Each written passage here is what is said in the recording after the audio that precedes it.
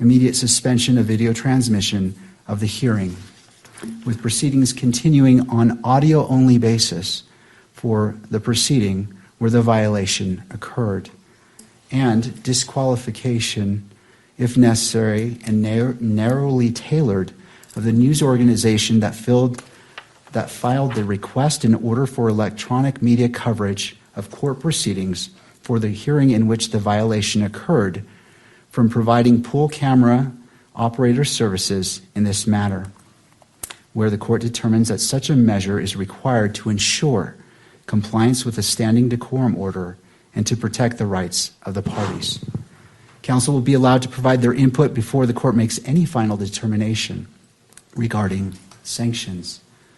I want to emphasize that these measures are not intended to have a chilling effect on open and transparent courts or on responsible news gathering, and the court remains fully committed to the presumption of open proceedings under applicable rules. Rather, they're intended to protect the constitutional rights of all parties while preserving the integrity, openness, and fairness of these proceedings. Third, at this time I wish to address the camera operator. Mr. Uhlberg, if you wouldn't mind coming forward and standing at the lectern.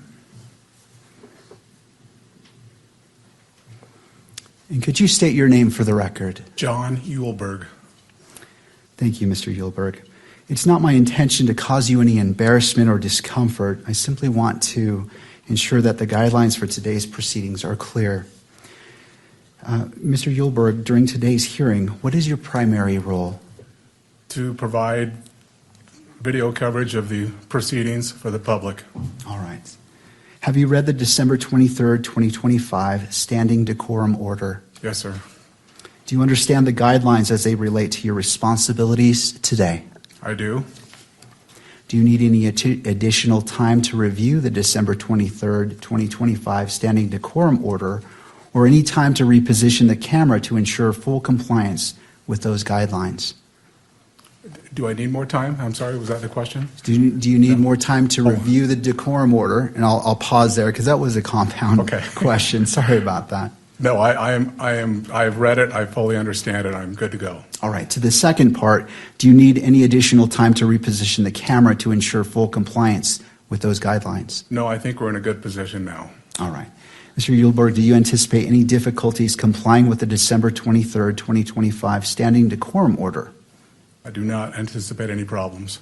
All right, and is there anything that the court can clarify to assist you? No, I think we're good to go, sir. All right, thank you, Mr. Uhlberg. Thank you. Before I let you go, I'll turn to counsel based off the questions asked. I turn to you if you have any input or questions. Nothing from the state. Thank you. No, Your Honor. All right. All right. And the court, I appreciate your cooperation, and it's my hope that we all do our very best today together. Absolutely. Thank you. And finally, before we turn to the issue, the motion before the court, to the state, could you please provide a brief update on the status of discovery disclosure? Yes, Your Honor. I don't have the percentage of materials that we have that have been disclosed, but I think we're above 90% at this point. There still is discovery coming in. There are reports and so forth coming in from various entities. So I think we're moving expeditiously towards completing at least this initial batch of discovery. Of course, discovery will be ongoing probably for the duration of the proceeding, but we have provided nearly all of what we have to date. All right. And to defense, any input? None at this time, Your Honor. Thank you, Ms. Nestor. All right. Thank you, counsel, for your patience as the court covered those preliminary issues. Let's turn to the defense's motion to disqualify the Utah County Attorney's Office. Ms. Nestor, Mr. Novak. That's fine, Your Honor. That's okay. We actually have some preliminary things we want to discuss with respect to the posture of this motion. And I also think at some point the court needs to decide at what stage the hearing on this motion remains open and becomes closed. So I'm going to bear that in mind in terms of my preliminary statements, if I may. When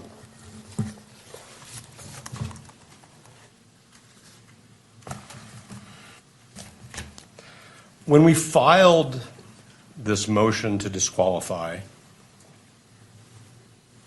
and when I say we, I mean Mr. Robinson's counsel, we fully expected that what the Utah County attorneys would do is refer the motion to the Attorney General's office so that the Utah County attorneys are not in the position of representing their own interests as potentially conflicted attorneys in a potentially conflicted office and representing the state's interest in the prosecution. We heard informally from the state's attorneys that they were preparing a response and when it would be provided. And then what we received, and again, I'm bearing in mind that we're in an open hearing at the moment, was a brief where I'm going to say the unsworn representations of two attorneys from that office are basically integrated into points and authorities. We don't have affidavits from Mr. Gray or from the other attorney. We have argument. We noted in our reply that we were surprised, that's in footnote 2 at page 4, that the Utah County attorneys were representing themselves in connection with a motion alleging that they have a conflict of interest and that the state was not being represented through the Attorney General's office. We did some further research on this, and you know, we have some case law that we can provide the court. I suspect that the court is very familiar with the fact, just from its own experience, that in appropriate circumstances, the Attorney General's office can either, one, represent the state in what was a county prosecution with respect to a disqualification motion so that the boundaries are clear, or if there's an ultimate finding or conclusion that there's a conflict of interest, take over the prosecution or assign it to another county. So we're very concerned that we're getting off on the wrong foot, if I can use that metaphor, because we have officers of the court who are both representing their own interests in continuing to be the prosecutors in this case and representing the state in a situation where there should be what I would call, at least temporarily, conflict counsel. I'm not sure that's the term the Attorney General uses, representing the state's interests. There's a Supreme Court decision which is called State v. Jimenez, Jimenez, which I can provide a citation for. There are subsequent cases, but it's pretty clear that this is the type of a case. I'm not saying that Jimenez compels that action, but it seems to me to strongly suggest that where there is a showing, I'm not sure what the threshold showing is. I don't want to say it's a prima facie showing or a reasonable concern, but where there's a showing that there very well may be a conflict of interest that hasn't been handled by a particular state attorney's county attorney's office, that what's in the interest of the litigation, of the public, of the parties, is for the Attorney General to step in. And the citation for State v. Jimenez, if I may, is 588 P. 2nd 707. Of course, I can provide the court with the Utah citation as well.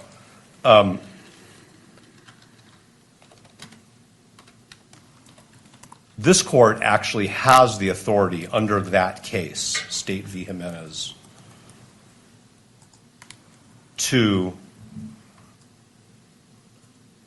direct the Attorney General to step in Not for the entire case at this stage. That's not what we're saying is necessary, because that requires a finding of a conflict of interest. But to step in or to designate somebody to step in for the purposes of litigating that motion. Okay.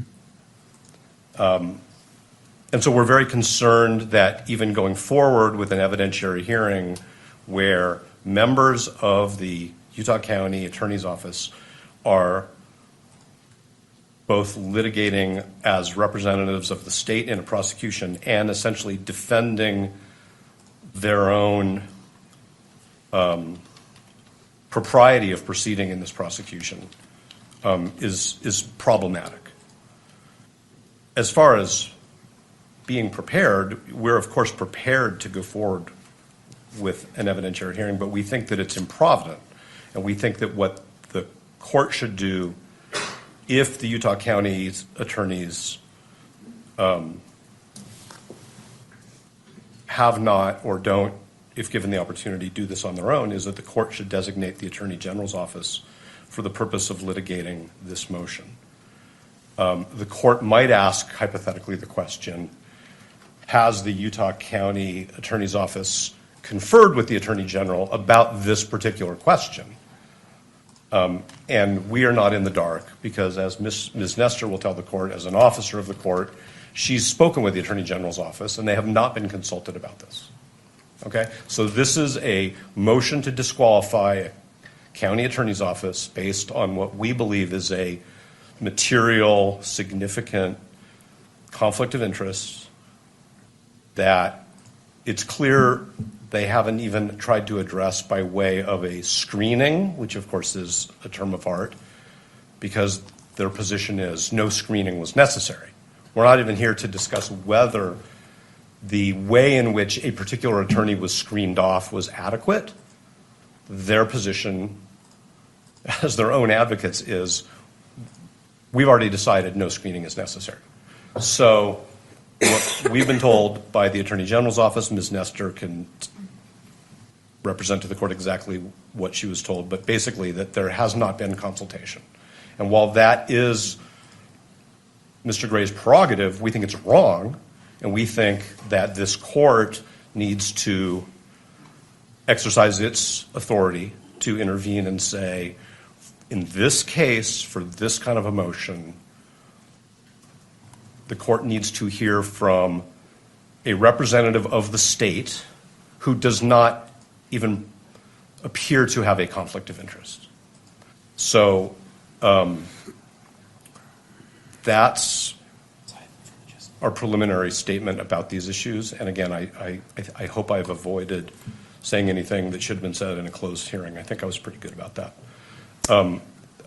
So that's where we are before we even get into the litigation of it. And I don't want to be formalistic, and I'm certainly not trying to be confrontational, but I think actually what we think the court should do is the court should strike the Utah County attorney's response to our motion and direct the Attorney General to take up the responsibility for responding to our motion in whichever way clearly non-conflicted attorneys representing the state think they should, how it should be responded to. And if I've muddled, I always say this, Your Honor, if I've muddled anything or confused anything, please say so and I'll try to clarify. Thank you. I do have some questions for you as it relates to this. I wish to consider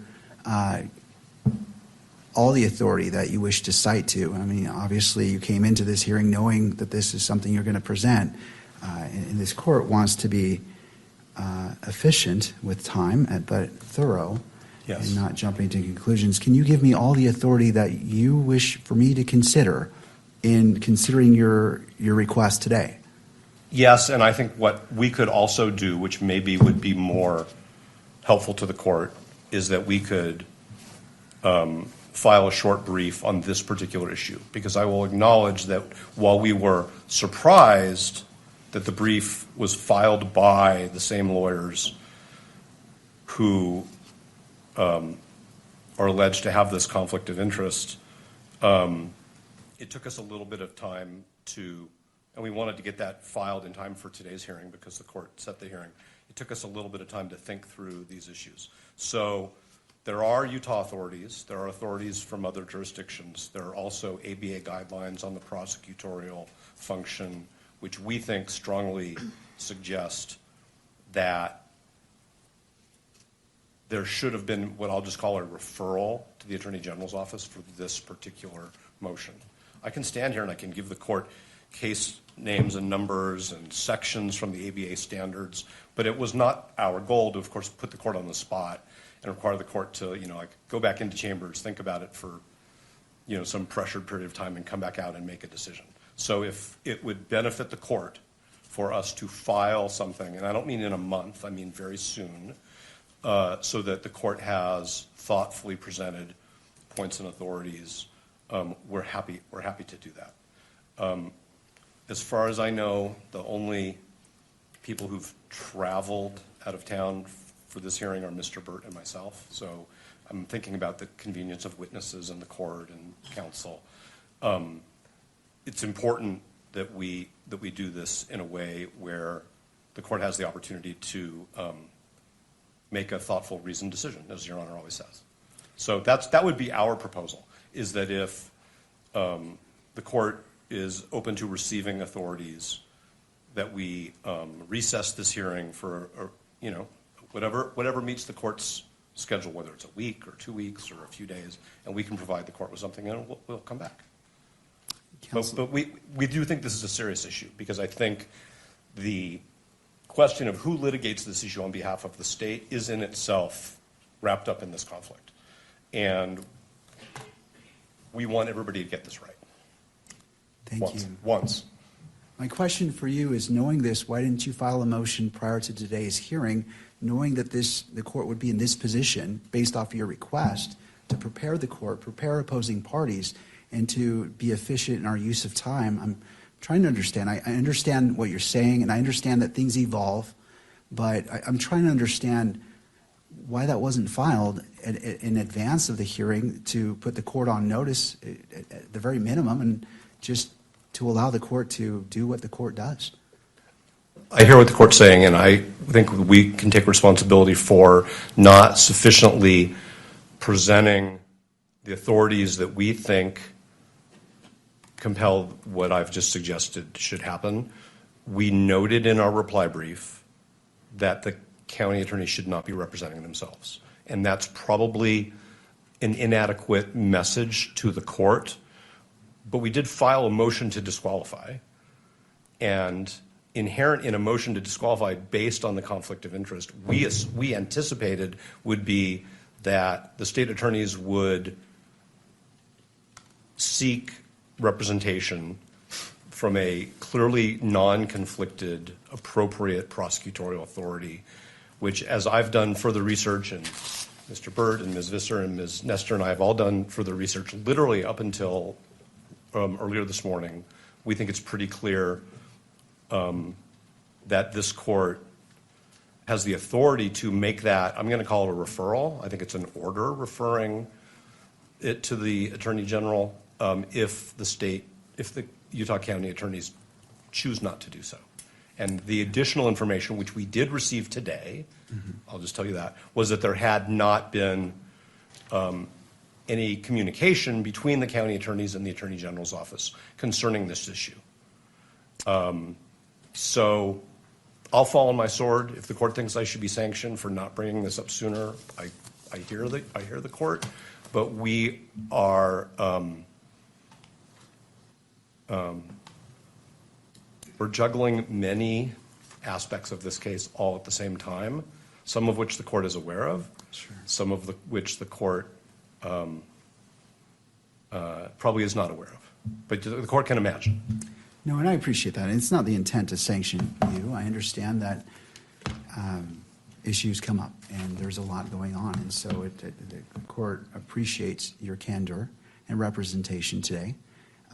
So these items can evolve.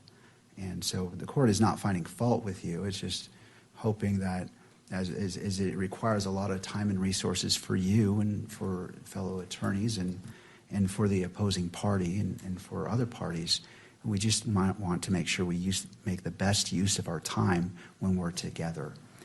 I hear everything the court is saying. I take it to heart. I understand what the court's saying, and we are cognizant of the time that the court devotes to preparation for these hearings. So that's all I can really say. Sure. And also for Mr. Robinson himself and the victim representative, Ms. Kirk as well. We just want to do our best, and I understand, and I'm not finding fault with you, sir, or your team. We've all been in court. We all know what happened, so I understand.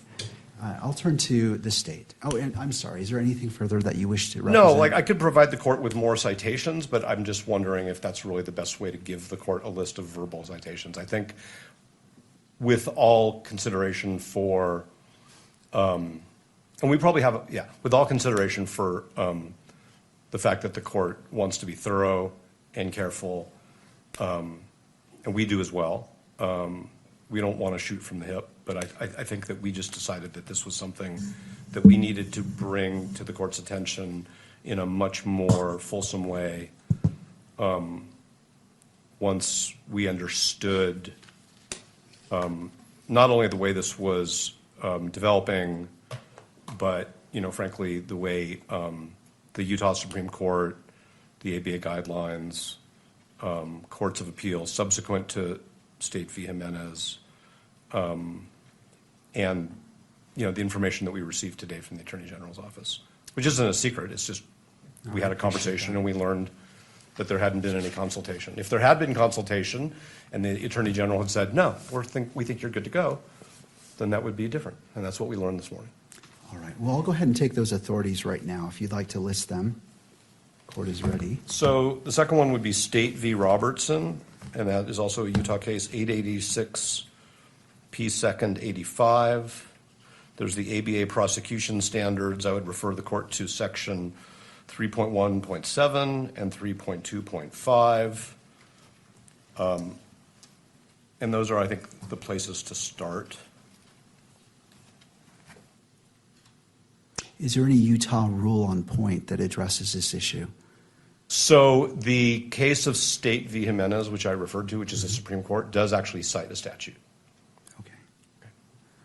Anything further that you wish for this court to consider at this point in the proceeding as it relates to this issue? No, and depending upon the statements of counsel, we may have some response if the court permits it. Of course. All right. Thank you. Turning to the state. Mr. Gray. Your Honor, I'm not sure why this is coming before us today. If it was such a surprise to them more than a week ago, I don't know why they wouldn't at least notify the court. I, too, represent the state. I'm an elected official, constitutionally elected to represent the state.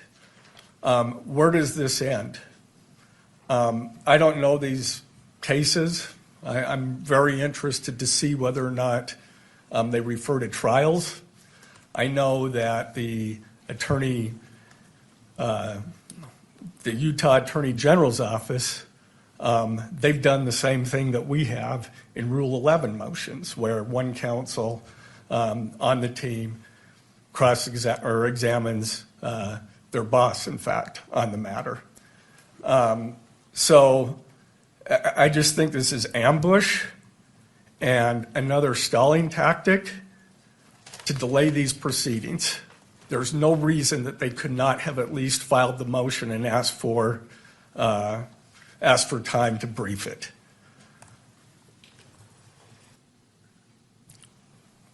And where does it end? Do we get to respond to their motion to have the Attorney General's office respond, or does the Attorney General's office have to respond to that one too? I'm not.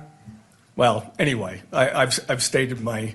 It should have been done far earlier if that was their case, if that was their claim. And if I could just turn the time over to Ryan in case he has something else. Thank you, Mr. Gray. Yeah, Mr. McBride. And excuse me, this is We're tag teaming this somewhat because it's a surprise to us as it is to the court. But in the 5 minutes I've had to read Robertson and Jimenez, which could have been provided to me before this hearing, it looks like those cases don't stand for conflict of interest cases. They're actually, does the Attorney General's office have authority to prosecute cases that occur within a prosecution district or county attorney's jurisdiction? And the answer is yes. It's not about taking conflicts from the few minutes I've had to read those cases. I do want to state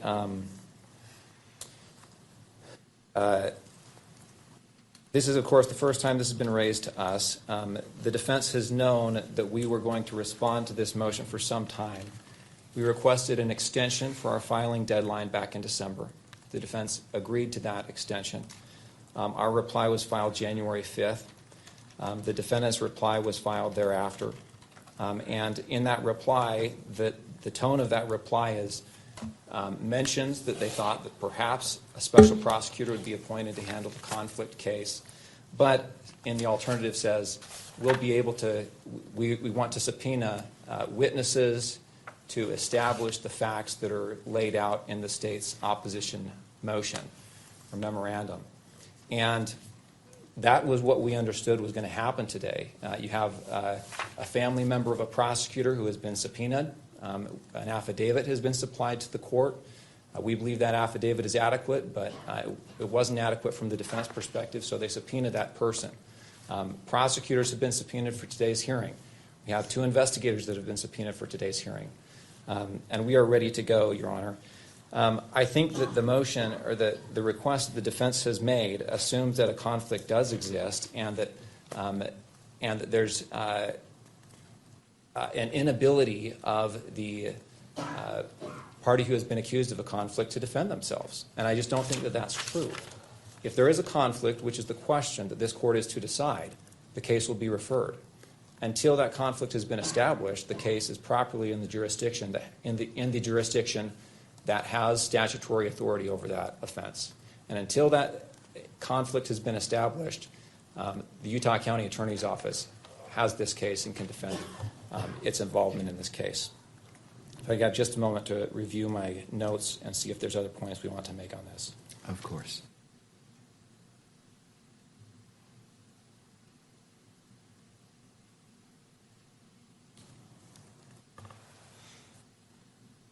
There is one other point I wanted to make, which is the idea that the case would be referred, that alleging a conflict would cause a special prosecutor to be appointed.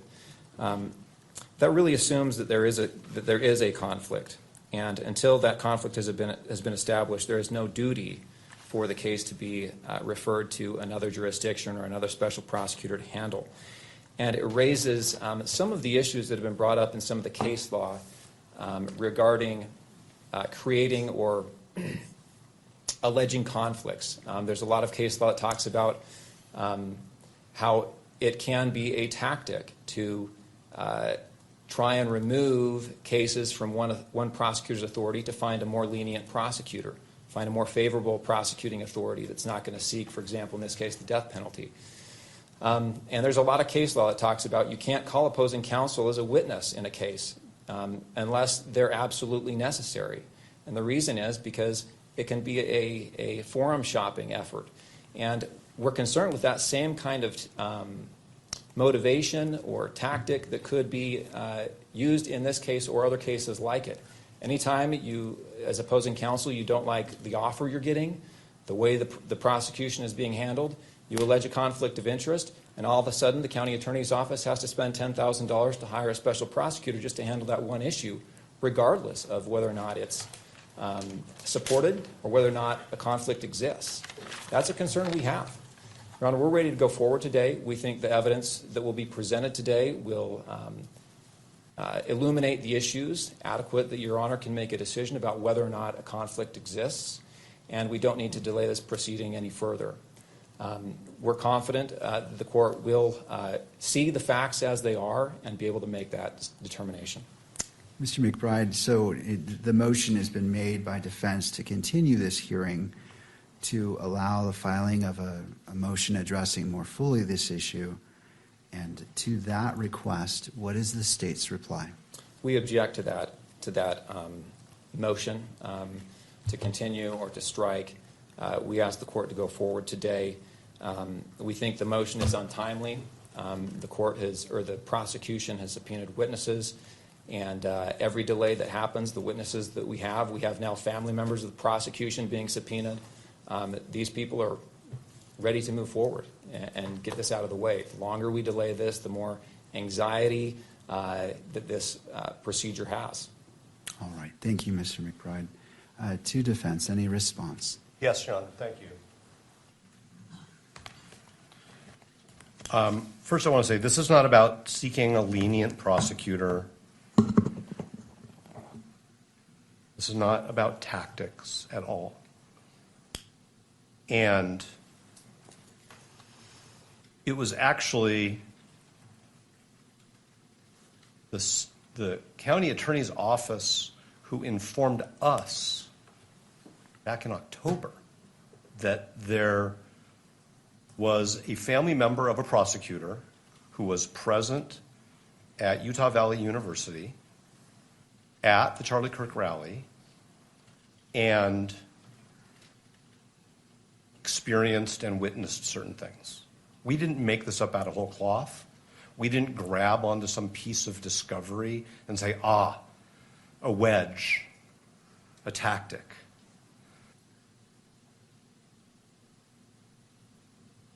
The Utah County Attorney's Office informed us in late October that we needed to know about this, and we informed them, fine, that's your position, it's not a conflict of interest. We think it is, and we intend to litigate it.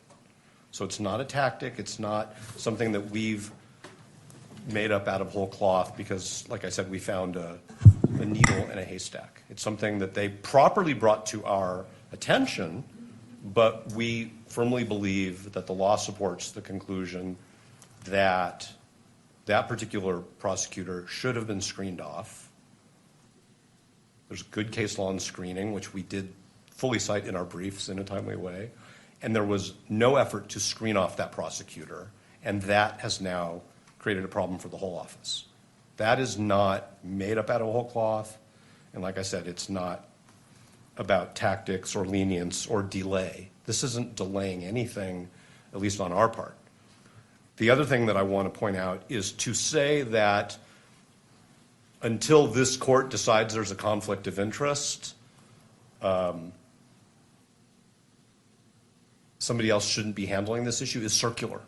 Because by that point in time, the court would have already allowed the conflicted attorneys to represent the state in a hearing on their potential conflict. So I actually think the way you avoid that circular argument and the sort of harm that arises if the court were to find that there is a conflict is to at least temporarily have the Attorney General's office handle this. Yes, Mr. Gray is an elected official, but that doesn't mean that his office doesn't have a conflict of interest. Conflict of interests arise.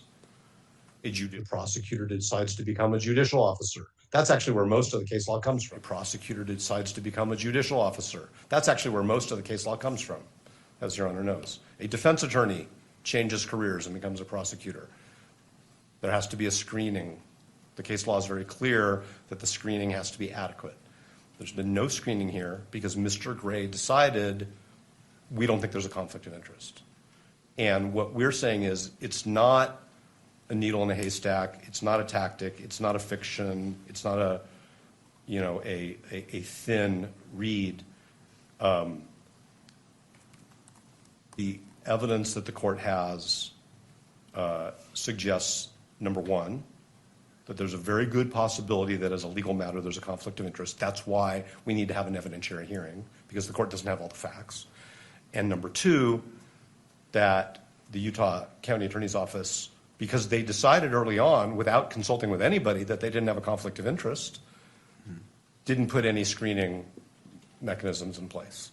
And so I understand that they want to defend the decisions that they've made.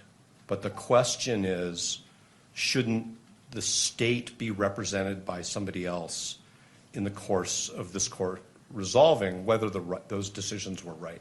Because to quote the law and to quote the ethics, the Utah County Attorney's Office is now serving two masters. I don't like that word, but that's the word in the doctrine. They're representing themselves, and they're representing the state of Utah. And that's why the Attorney General or somebody else designated by the Attorney General should be representing them in this matter. And I do want to say one more thing, if I may, Your Honor, and I appreciate the court's patience. I think that the way we raise this issue in our reply brief is not as accommodating to just letting it go as counsel suggests. What we said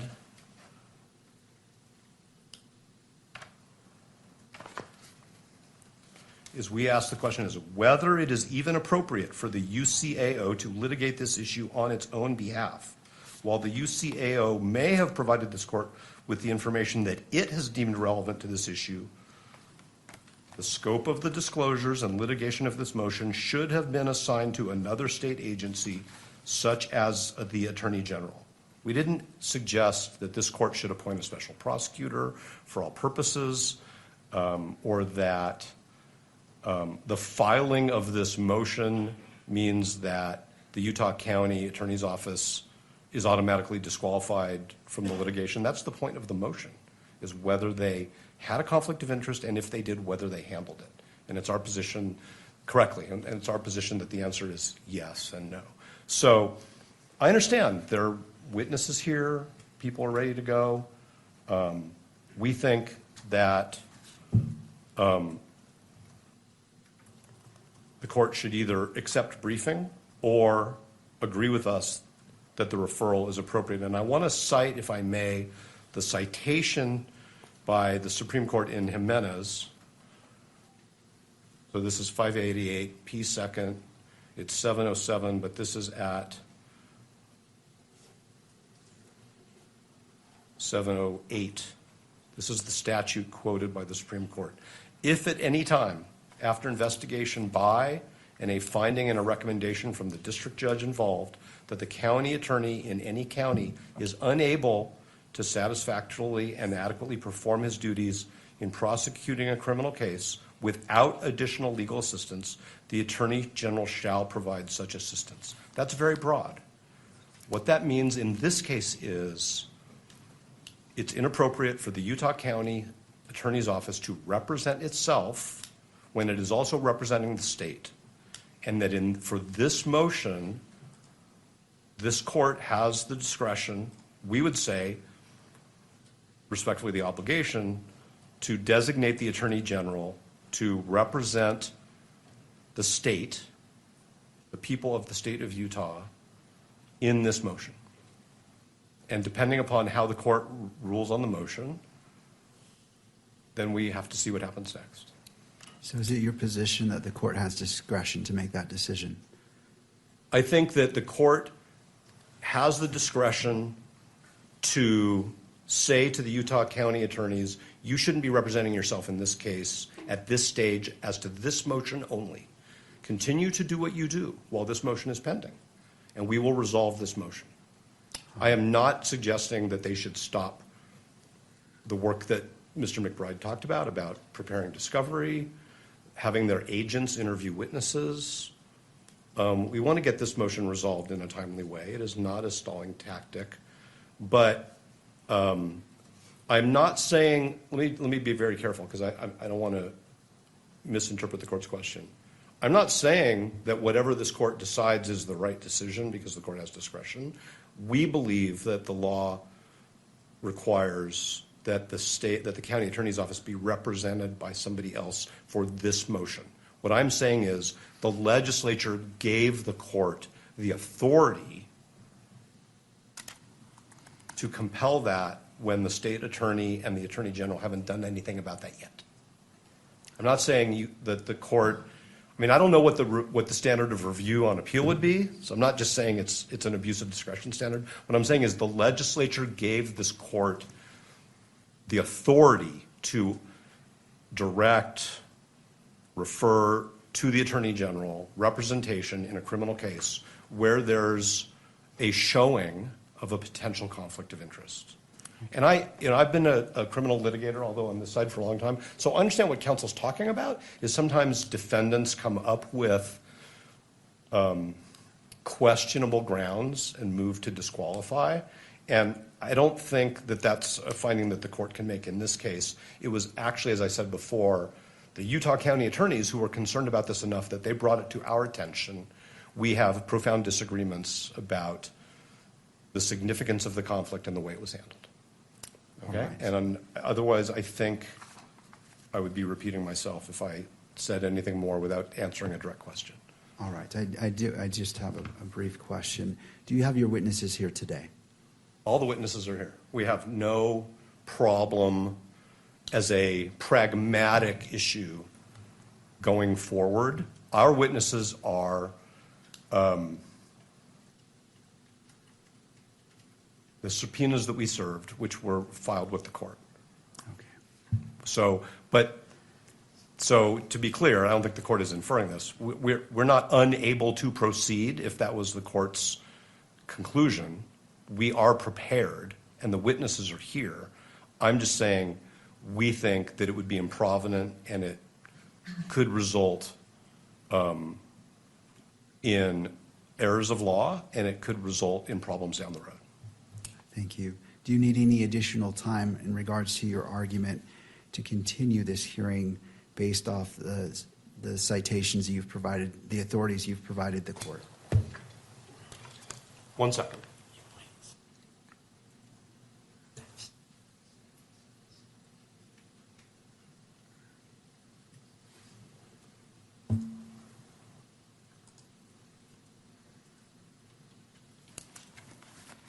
No, thank you.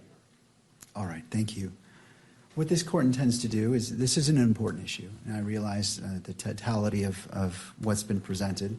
And my question in regards to your witnesses is, it was informatory. I just wanted to see if depending on what the court rules, if the parties, I don't want to disadvantage either party in that. So this is an important issue, and this court wishes to take a brief recess. I want to look at what's been provided and make see where the court needs to go. I want to inform myself, take a moment to look at it, and as opposed to just making a snap decision and taking into consideration all parties and the constitutional rights of all parties as well. With that, we will be in a brief recess. I always hesitate to give a time because sometimes I appreciate you being here. Court is in a brief recess. Thank you. All right.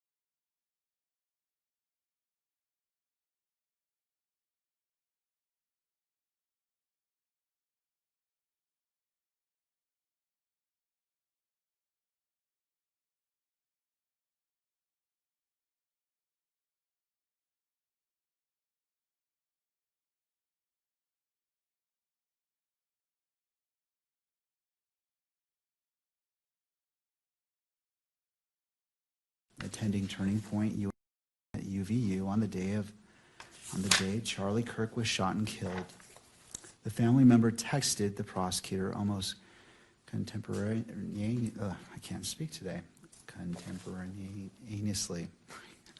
We'll pretend I said that word right. With the event, and shared that they had heard the gunshot and that they had run with the crowd, and other observations, feelings, and reactions. Thereafter, the prosecutor went to UVU and investigated how far away his family member was to the shooting. The family member had left a backpack when they fled. Prosecutor determined that the family member was approximately 85 feet away from Charlie Kirk when he was shot. In my view, those are the alleged facts that the court must consider to answer the first question. Does a prosecutor, by virtue of his relationship with a family member who witnessed the shooting, have a conflict of interest under Rule 1.7? And in turning to that, just looking at my notes, I appreciate your patience. And so turning to defense, if I accept the facts as you have alleged in your motion as true, is there any reason to call witnesses to answer the first question before the court? And before you answer that, I understand that there are other relevant facts that pertain to the effect of the alleged conflict. Those facts would include whether the prosecutor was properly screened from the case, what conversations he had with other prosecutors, and whether the family member's experience impacted the state's decision to seek the death penalty. It is the defense position, as I understand it, that those facts may need to be explored through witness testimony. But if we're just talking about the first question, whether the prosecutor has a conflict of interest under Rule 1.7, is there a need to call witnesses?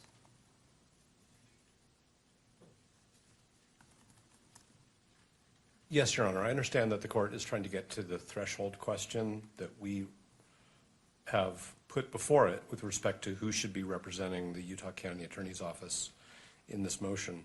But the answer to the court's question is yes, because it's not just the mere transactional event that this that the offspring witnessed the shooting. It is the evidentiary development will get at, and again, we were only provided with an affidavit, which was very, if I may, narrowly drawn, at communications that happened after that between that offspring and their parent, between that offspring and other family members that may have been communicated to the parent,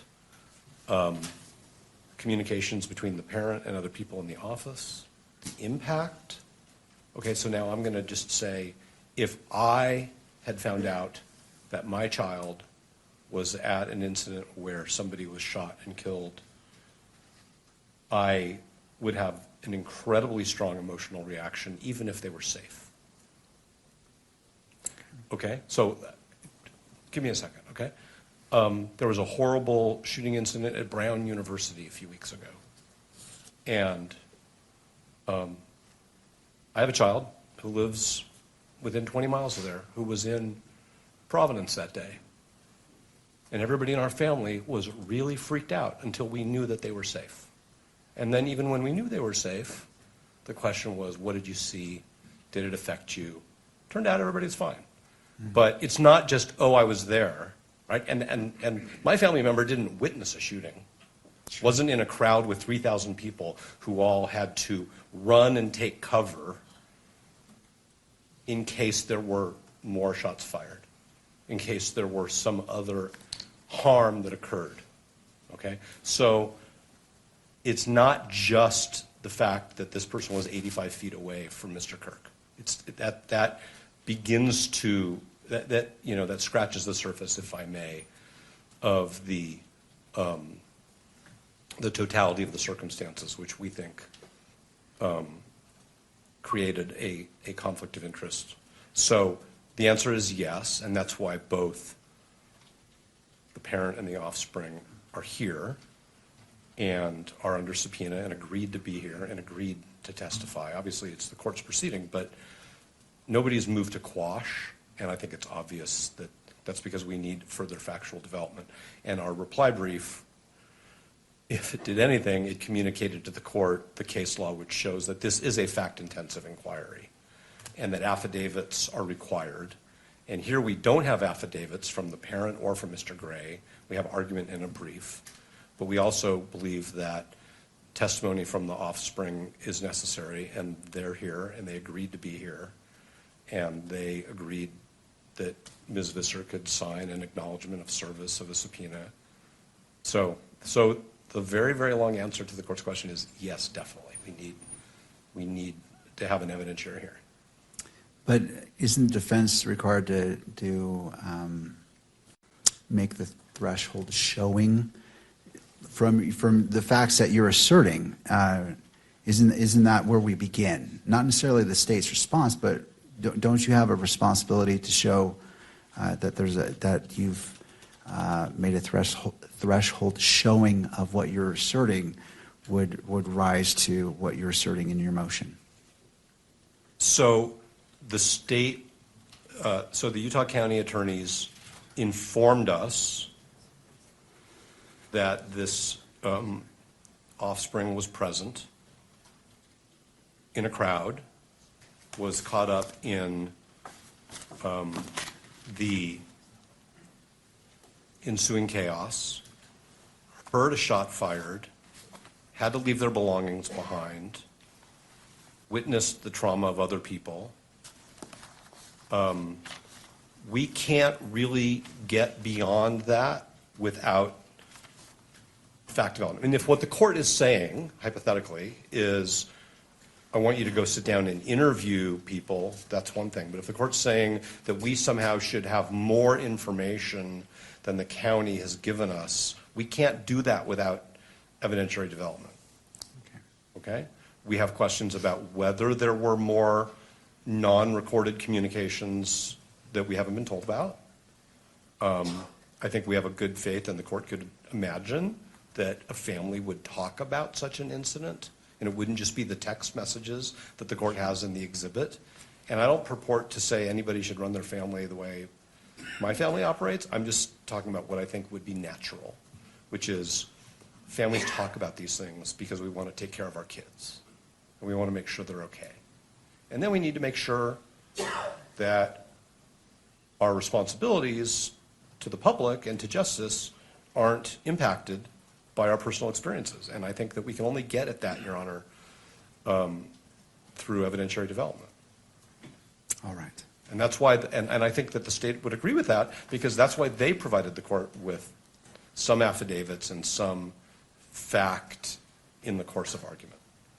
So I think that it needs to be fully developed through the very limited number of witnesses that are present. I understand. Let me turn to the state. What's the state's position? So I want to make sure I'm understanding your question. The question is, there's two layers here, right? The first layer is, when an alleged conflict arises, does in this case, the county attorney's office have to conflict the handling of that allegation to another special prosecutor, attorney general's office, right? Your question is, doesn't the defense have to make an initial showing before that first conflict has or occurs that requires that delegation? Yes. Okay. My answer is yes.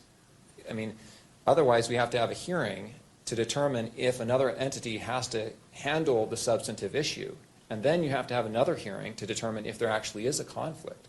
I think there has to be at first a showing that there is a basis for a conflict. Otherwise, someone can come in and say, I think there's a conflict without any evidence whatsoever, or not evidence that's credible. I think, and for that reason, I think the court should be able to make this threshold showing based on the affidavit, right? The affidavit and the facts that have been proffered. I think there's enough there for you to say, yes, the county attorney's office can handle this motion on its own, or no, this motion needs to go to the attorney general's office, whoever else to handle the substantive issue of whether or not there's a conflict. I mean, I want to be clear. I don't believe under any of those circumstances that the issue needs to be conflicted out. I believe that until a conflict has been found, the county attorney's office or whatever entity has been accused of a conflict can litigate that issue without litigating that issue. All right. In regards, Did I make myself clear? I appreciate that, Mr. McBride. A follow-up question in regards, they're proposing calling witnesses to make that threshold showing. What is the state's position? No, I mean, my position is no. I think witnesses should be called one time in this case, and that should be to determine whether or not there's a conflict, not to determine whether or not the issue of whether or not there's a conflict should be conflicted. Okay. I think there may have been a little bit of confusion there, and I'll take responsibility for the question. In regards to the threshold showing about the conflict,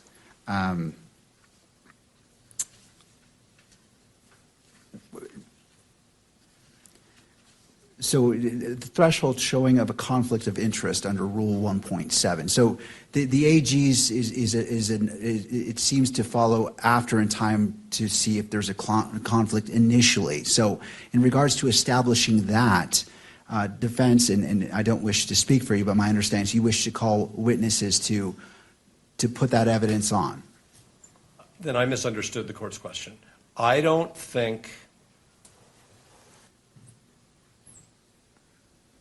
we need to take testimony in order for this court to make a finding on under 1.7 that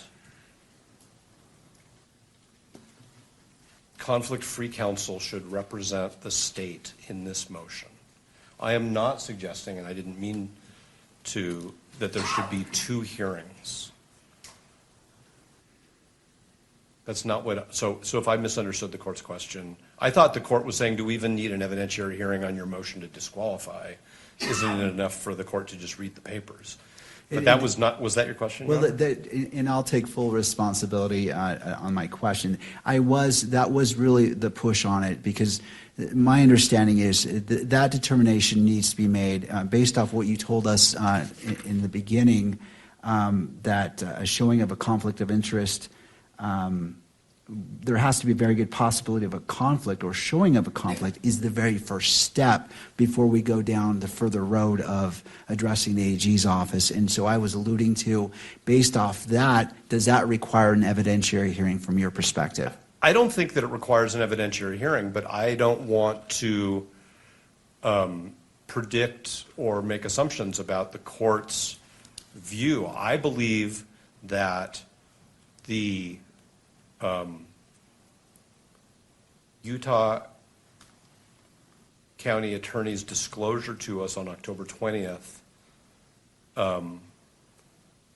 of this situation and our assessment that it creates a conflict of interest is not frivolous. It's not taken for the purposes of delay or tactics. It's a real potential conflict.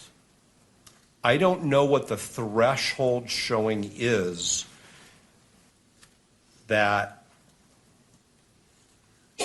permits or requires the court to exercise its authority under what is now in juxtaposition to the Utah legislature changes its code so often, like we have to figure out all the new code numbers, but it's now section 17-68-304, which gives the court the authority to appoint the Attorney General in this situation for this purpose, 17-68-304, as opposed to the code section cited in Jimenez. The law is the same, but the code sections have changed. But what I'm saying is, I don't want to predict or gamble with what showing this court thinks is necessary in order to appropriately exercise its discretion to make that referral. And so if the court says, I need more, then we should have an evidentiary hearing, because the important thing is to get it right, not for me to bargain on whether our papers show enough. The only thing that we know that we can show in our papers is what we were told and what we were given. And we were given some text messaging between family members and maybe some other people. I mean, the court has that. It's an exhibit. That's all we really have. And so I don't want to just say, oh, yeah, there's enough there, and then have the court say, no, there isn't. Because it may be that the court wants to take some permit us to take some preliminary testimony in order to make that decision. But what I really think, instead of starting an evidentiary hearing on a motion to determine if there should be a referral, I think that there's a sufficient showing that there should be a referral by this court because of 1.7, under the court's authority under Utah Code Section 1768-304, before we even begin to take testimony. I mean, the fact that Mr. Gray is going to be the first witness we call already, and that the state hasn't moved to quash because it's a frivolous subpoena or it doesn't have, there's no basis in the factual predicate to examine Mr. Gray about these things, suggests that there's a problem here, that Mr. Gray's office is representing Mr. Gray while also trying to represent the state. And that's an inherent problem. And I understand it's a thorny question. It's what's the showing that's necessary, and does the court have discretion, or is the court compelled to? Is the court going to commit error if it doesn't? That's why I think that maybe some thoughtful briefing is an appropriate thing to do. Before we start an evidentiary hearing and then realize that we got off on the wrong foot, because there should be somebody else seated at counsel table when two members of the state's attorney's office who are members of the prosecution team are two of the 4 or 5 witnesses in this hearing. All right. So I'm not trying to dance around the court's question. What I'm really saying is I don't know that we can be stuck with only being able to give a court a showing based on the evidence we've been given, when all we've been given is a memo that says, this person was there, we don't think it's a problem, they were 85 feet away when Mr. Kirk was killed.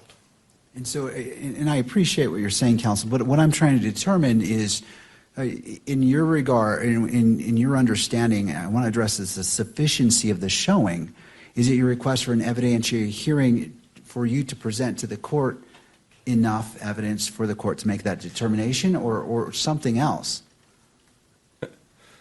If the court doesn't believe that the papers themselves sufficiently demonstrate that for purposes of the motion to disqualify, the state should be represented by somebody else, then the answer is yes, we want to have an evidentiary hearing up until the point where the court reaches that conclusion.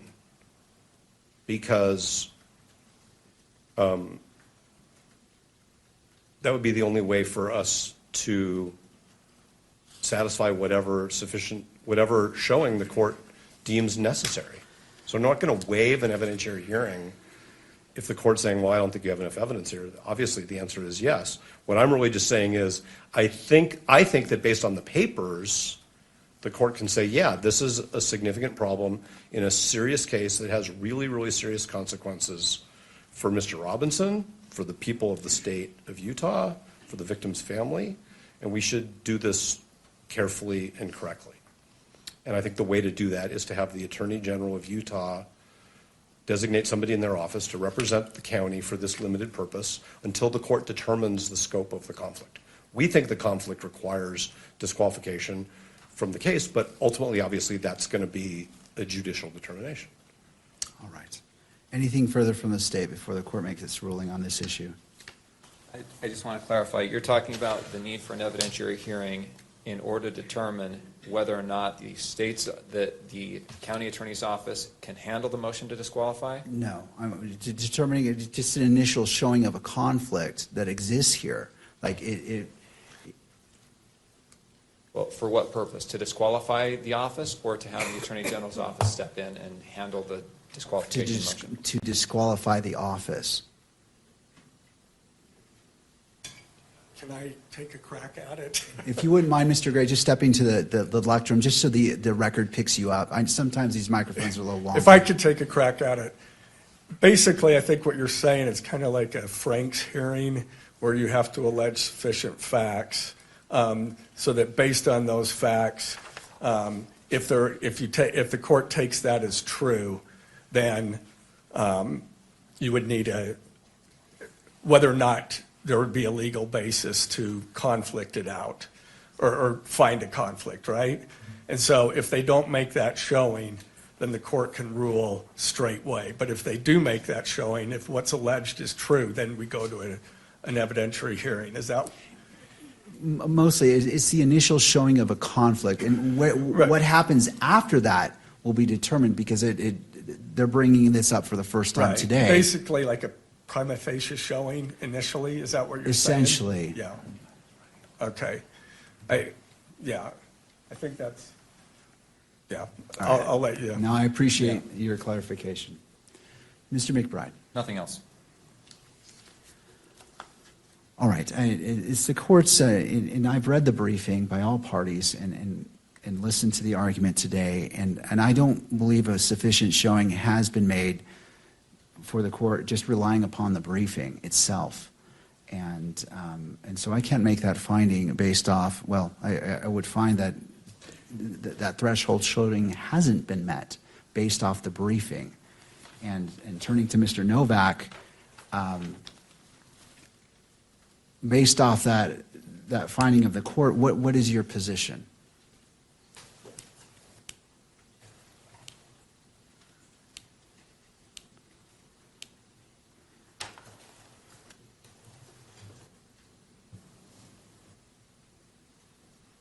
Our view is that if the court has concluded that the briefing does not yet rise to the level of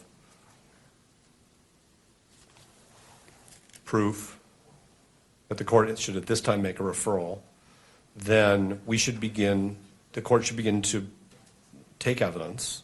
And there may be a moment where the court says, okay, I've heard enough, now I'm ready to make a referral, and we're going to stop and pause and wait for the Attorney General to engage, and then we'll have to see where that goes, but it may be that we have to finish the evidentiary hearing. But, and I think all of us can attempt to prioritize the portions of our examination so that the court can make that finding as early as possible. I'm just trying to avoid doing the hearing twice. I understand. Because right now, it's our view, the state is not being represented by the attorneys who should be representing it. And so if the state's going to come in later and say, well, we want to redo the evidentiary hearing because the state wasn't represented by the right parties, I mean, it's just, or by the right lawyers, that's something that we would want to avoid. We want to do this once out of a courtesy to the court and to a couple of the witnesses. No, I appreciate that. And can this be accomplished by proffer? I don't know what the witnesses are going to say because they've only given us very limited information. The state elected to give us information in their briefing, some of which is, like I said a few times now, is not sworn by affidavit or declaration. It's in the nature of argument. I mean, there are portions of Mr. Gray's brief, he signed it, where he makes many, many assertions of fact in the course of arguing the legal issues. And none of that is sworn. And I mean, I'm sure that, and I think, so I don't think that there can be a proffer because I don't know what the proffer is. I know that I have a lot of questions about things that that the court was not told about in the briefing and the affidavits. So the answer respectfully is no, it can't be done by proffer. All right. And which witnesses are you intending to call today? And I understand you're saying you wish to just put on enough and focus on the key issues, but just if I were to grant, I'm just trying to understand the scope. Well, I think Mr. Gray is the first witness. The second witness. We may approach. Yes. Parties to the bench, please. Okay.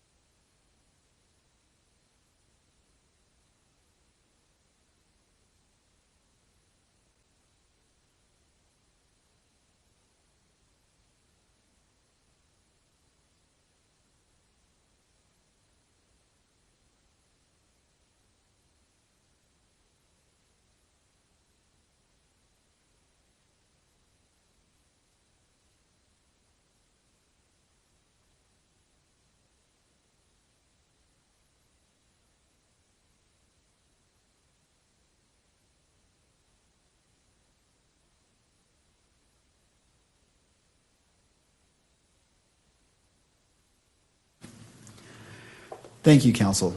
In regards to the question of what witnesses do you anticipate calling? Mr. Gray,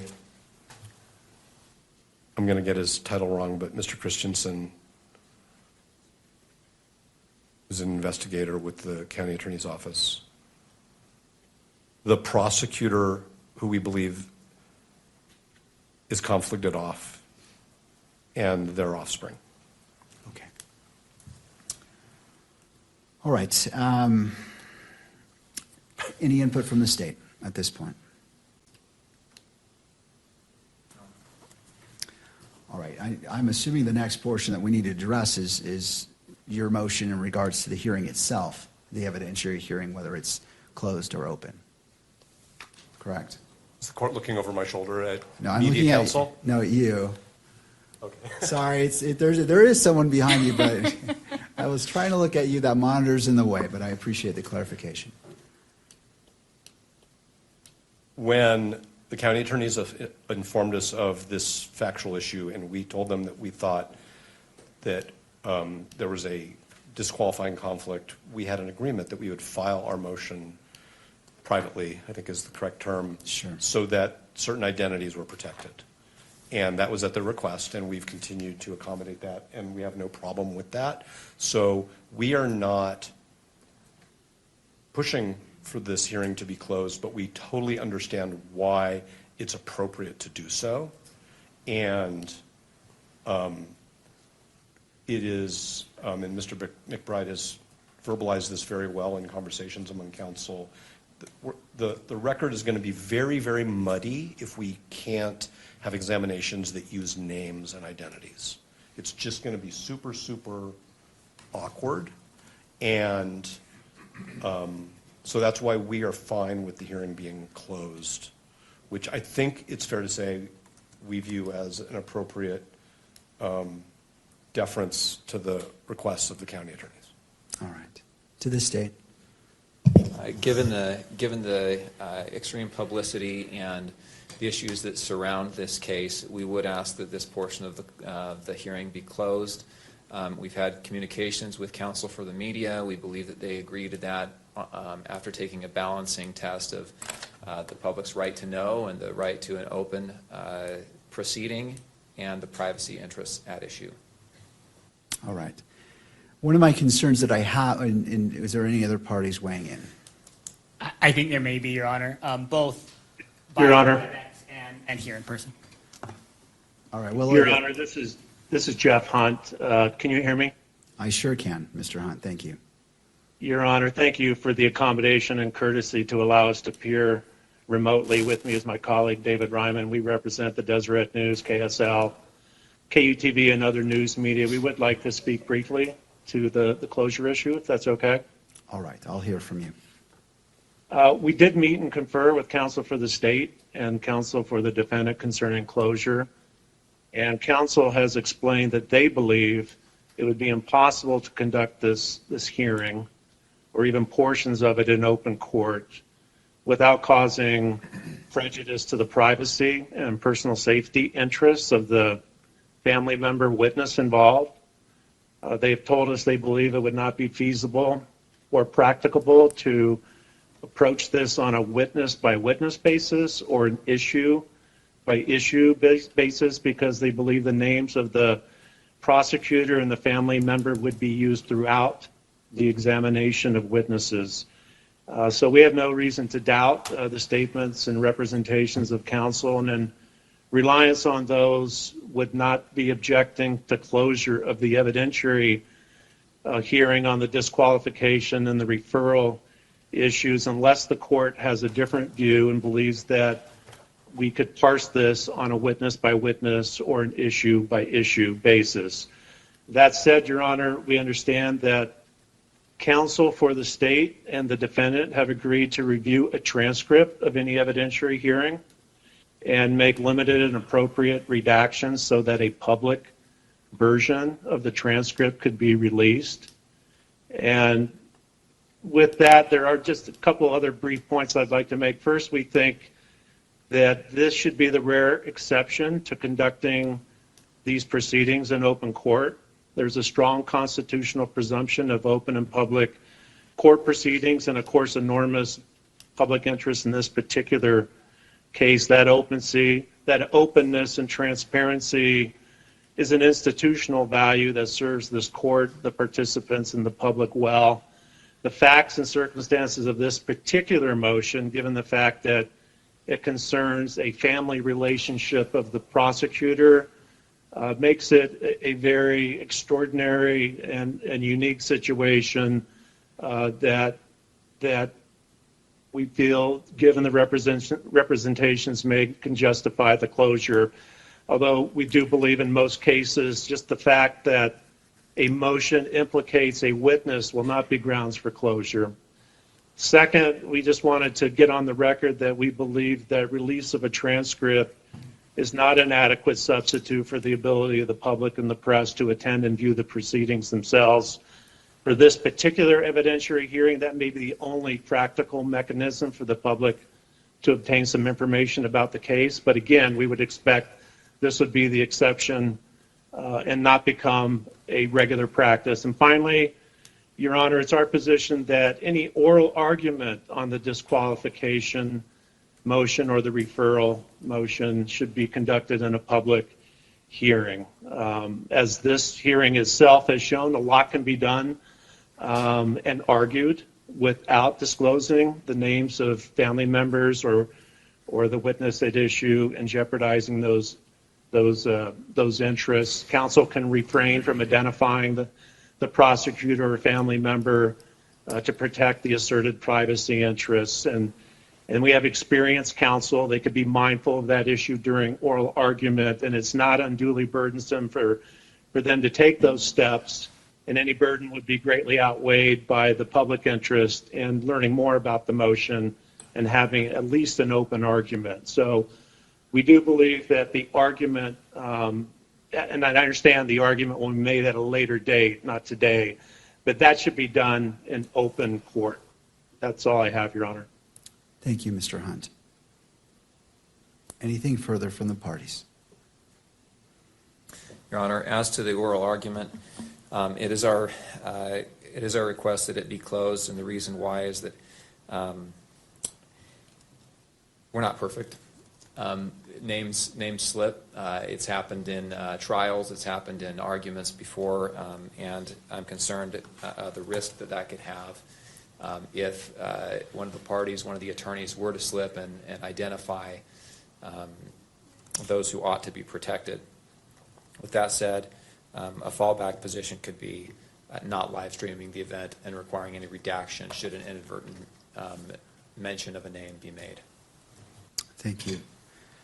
Counsel, one of my biggest concerns is I have to make findings of fact that are very specific. I can't redact my findings when I issue an order.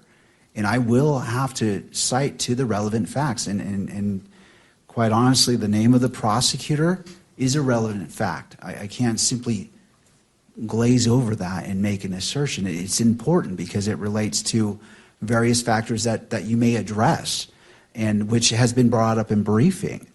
And so this court is is going to deny the request to close the hearing as it relates to, and I will take this motion witness by witness. I understand that there may be a witness that this is applicable to, and the court will entertain that, but because this court has to make findings and has to cite to the facts, I need to be able to do that. And since I'm going to do that anyway, which I will, I'd rather address it in an open court. And again, I will entertain any motions, witness by witness, that are going to be called and be respectful of that.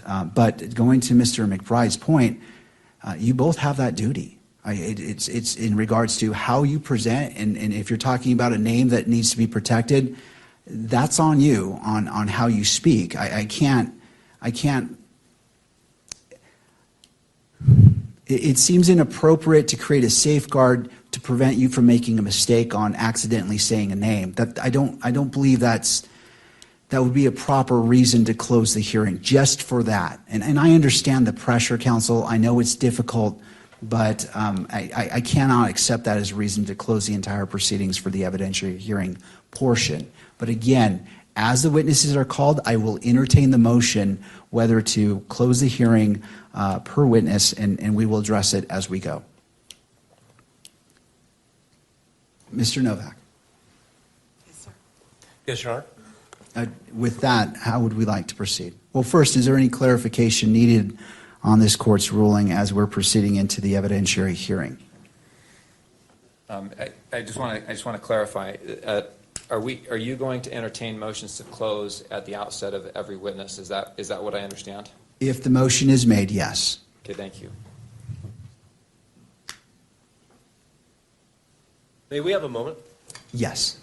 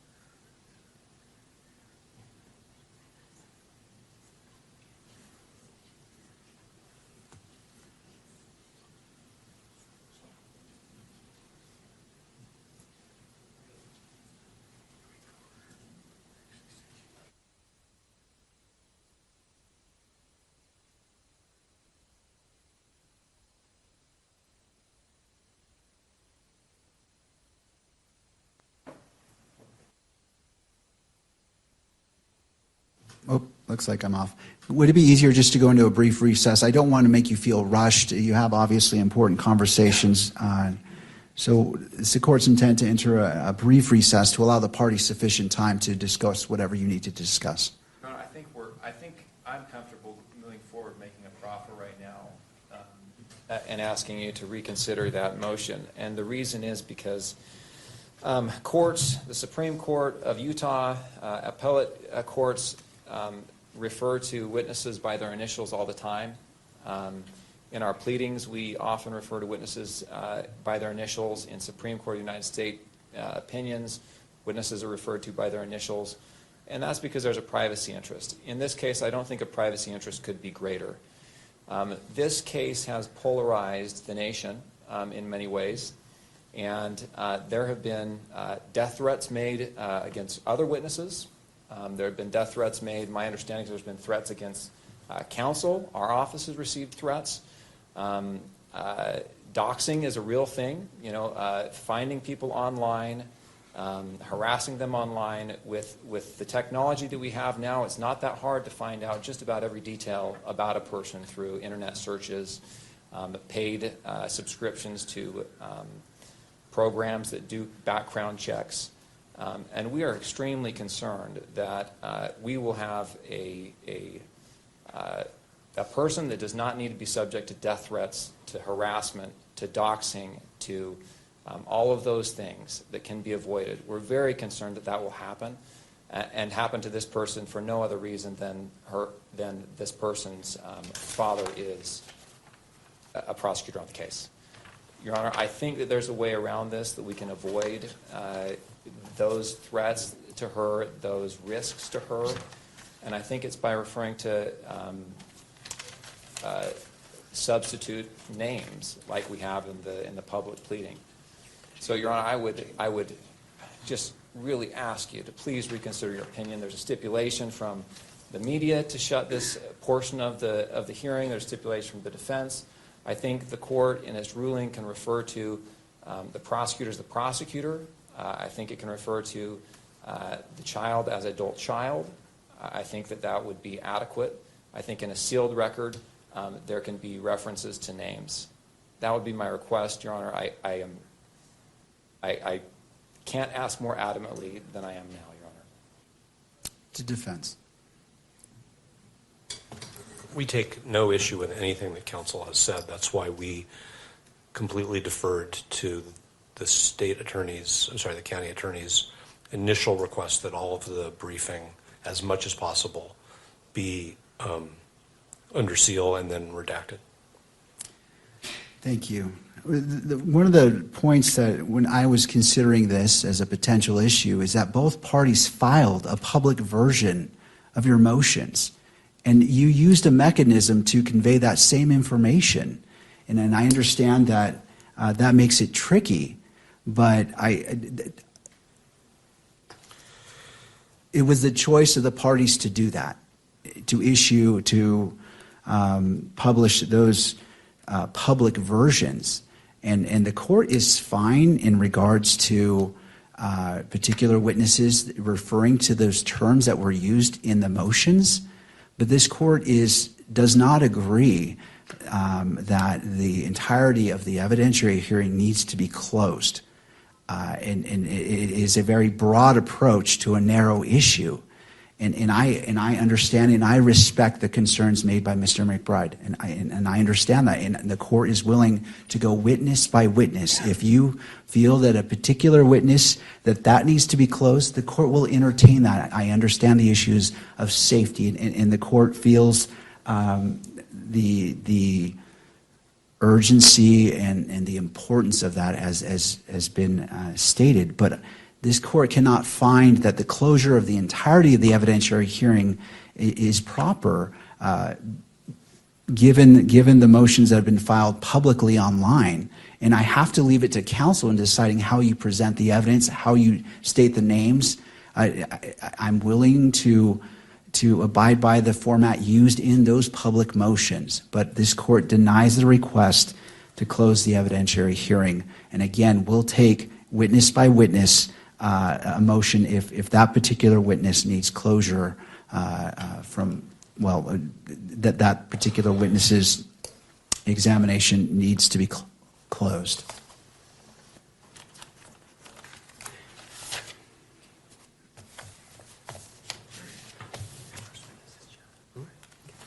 If the court's ready to begin the evidentiary hearing, we would call Jeffrey S. Gray as the first witness.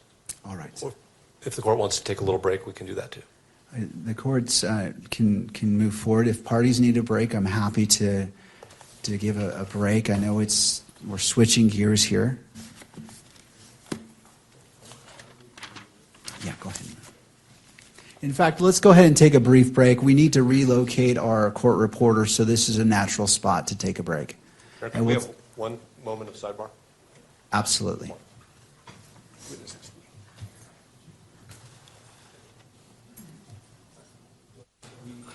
Hold on, counsel.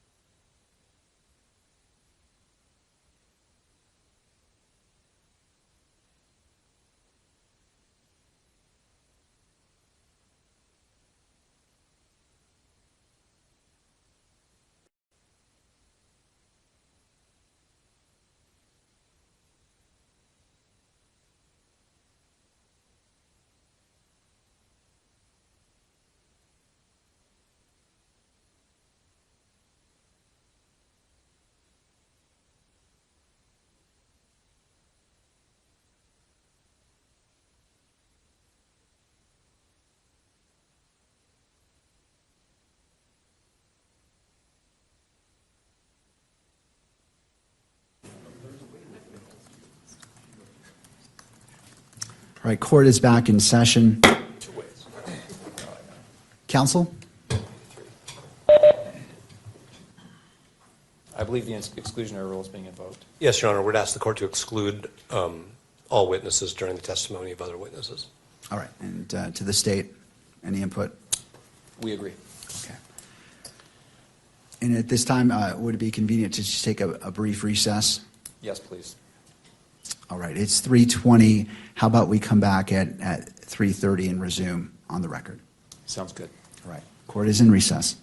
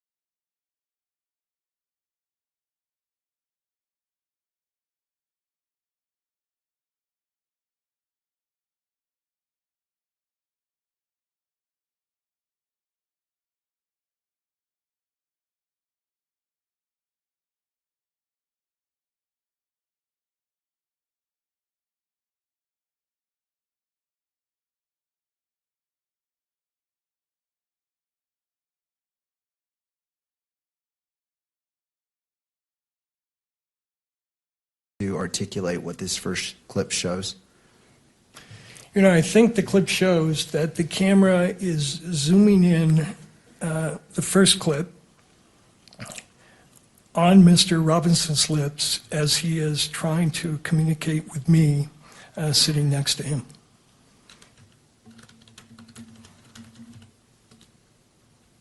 Thank you. If I may reapproach with the second video you're on. Yes. This one is 5 seconds, Your Honor.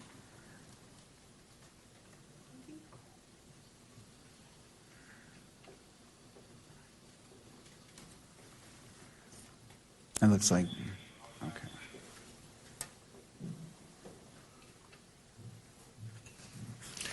And Your Honor, the second video is a clip from a court TV posting showing Mr. Robinson's lips moving as he's attempting to speak to Ms. Nestor. And Your Honor, one last thing I'd like to add, if I could, which is I think the court very correctly and very cautiously admonished the cameraman about your December 23rd order before this hearing began. And he said he understood the order, and I think the order is very clear as to this lip reader provision. And I can elaborate further why it's damaging, but I think it's obvious to the court if the media is allowed to interpret the conversations between counsel and his lawyer, it creates all sorts of problems in terms of Mr. Robinson's right to a fair trial. Thank you, Mr. Burt. Thank you. And just one more question. I apologize. Just for the benefit of the record, from your position, citing to the standing decorum order, the violation itself, so we can connect it all from your arguments. Yes, Your Honor. I forget the paragraph, but there is a paragraph in the court's latest December 23rd decorum order. It's I think paragraph 48. 48. And it's been a feature of every decorum order. I think we're on the third one.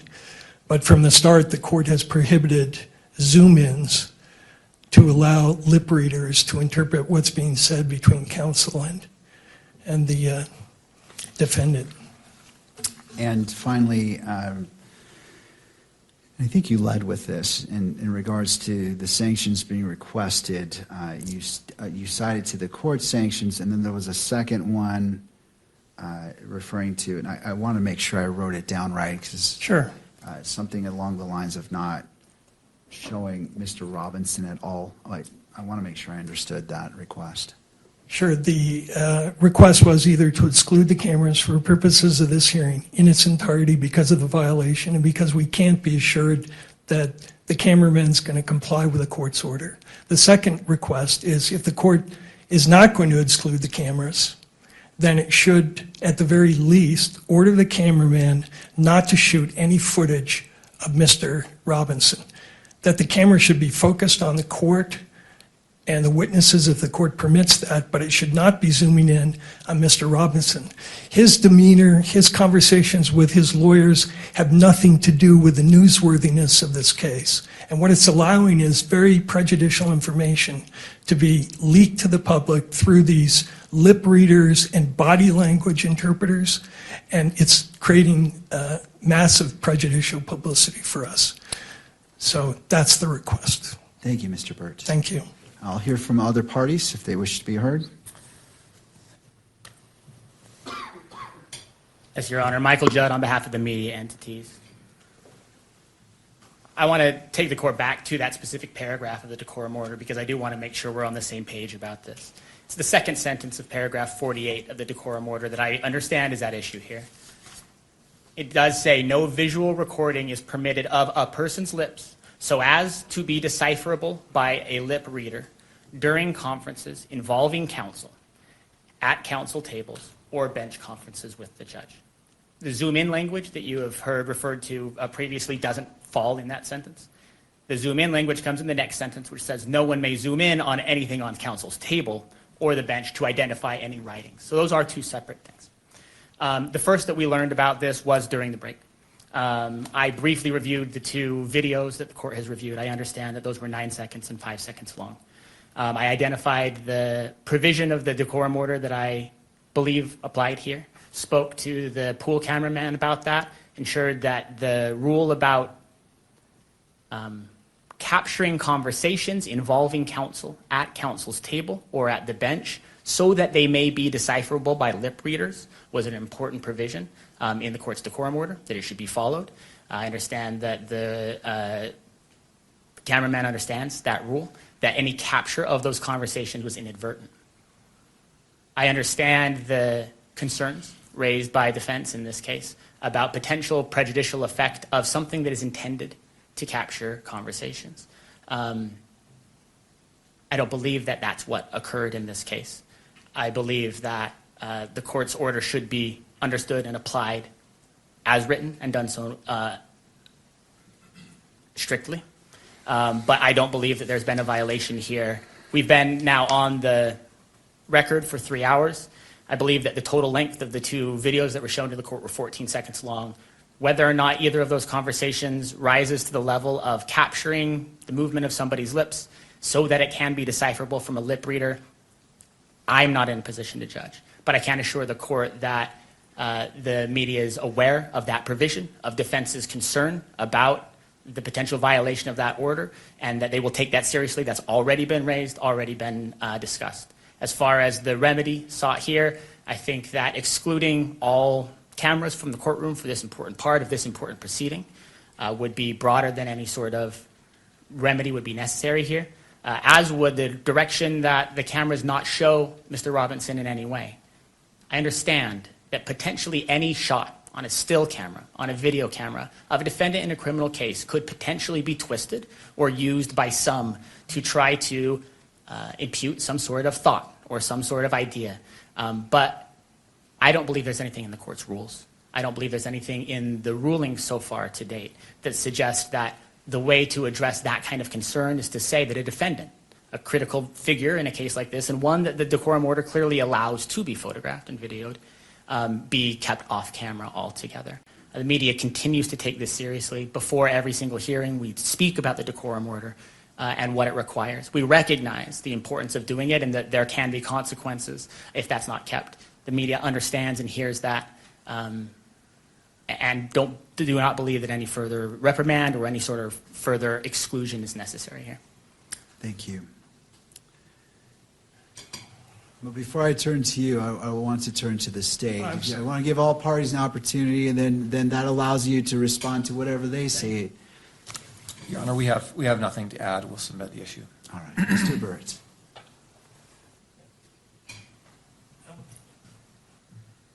Judge, the problem with that explanation, that's the same thing they said last time on December 11th. And on December 11th, there was a same violation. Lip reader. I can pull up for the court what the electronic media did with the prior violation. They hired a lip reader. The lip reader purported to derive a confession from the incident, and they posted that. It's still up there. So it's great that they apologize, but once this kind of damage is done, it is irreparable. And we can't continuously have violations where the media gets up and does this mea culpa, and they just continue to do the same thing. And I point out to the court, this is the same pattern that happened in the Kohlberger case that's discussed in the motion we filed today. And eventually the court there had to order that all coverage of Mr. Kohlberger's face was prohibited. And we attached that order to the motion that was just filed with the court. And I understand the media's desire for dramatic coverage. I understand how they want to incriminate Mr. Robinson. But that process is supposed to happen in a trial, not in the media. And it's a serious violation. It's one that the court should not just blink away and say, I accept the apology, especially after the court was so clear this morning. Calling the cameraman up, asking if he had read the December 23rd order, and his response was, I'm good to go. Meaning he had read it, and presumably he read that provision about zooming in on lips. There's no excuse for it. The court should take some action. Thank you, Mr. Thank Burke. you. Anything further from any of the parties before this court makes a ruling on this issue that's before it? No. I just want to make one note, Your Honor. Those clips that I showed you are just small portions of much longer footage that was available in the live stream. That was just what we needed to compartmentalize to get it to Your Honor, but it was a much more extensive period of time. All right. All right, I appreciate this being brought promptly to the court's attention. This is an important issue, and the court takes it very seriously. As it relates to today, well, first, I did put on the record very clearly that there would be potential consequences for any violation of the court's December 23rd, 2025 standing decorum order.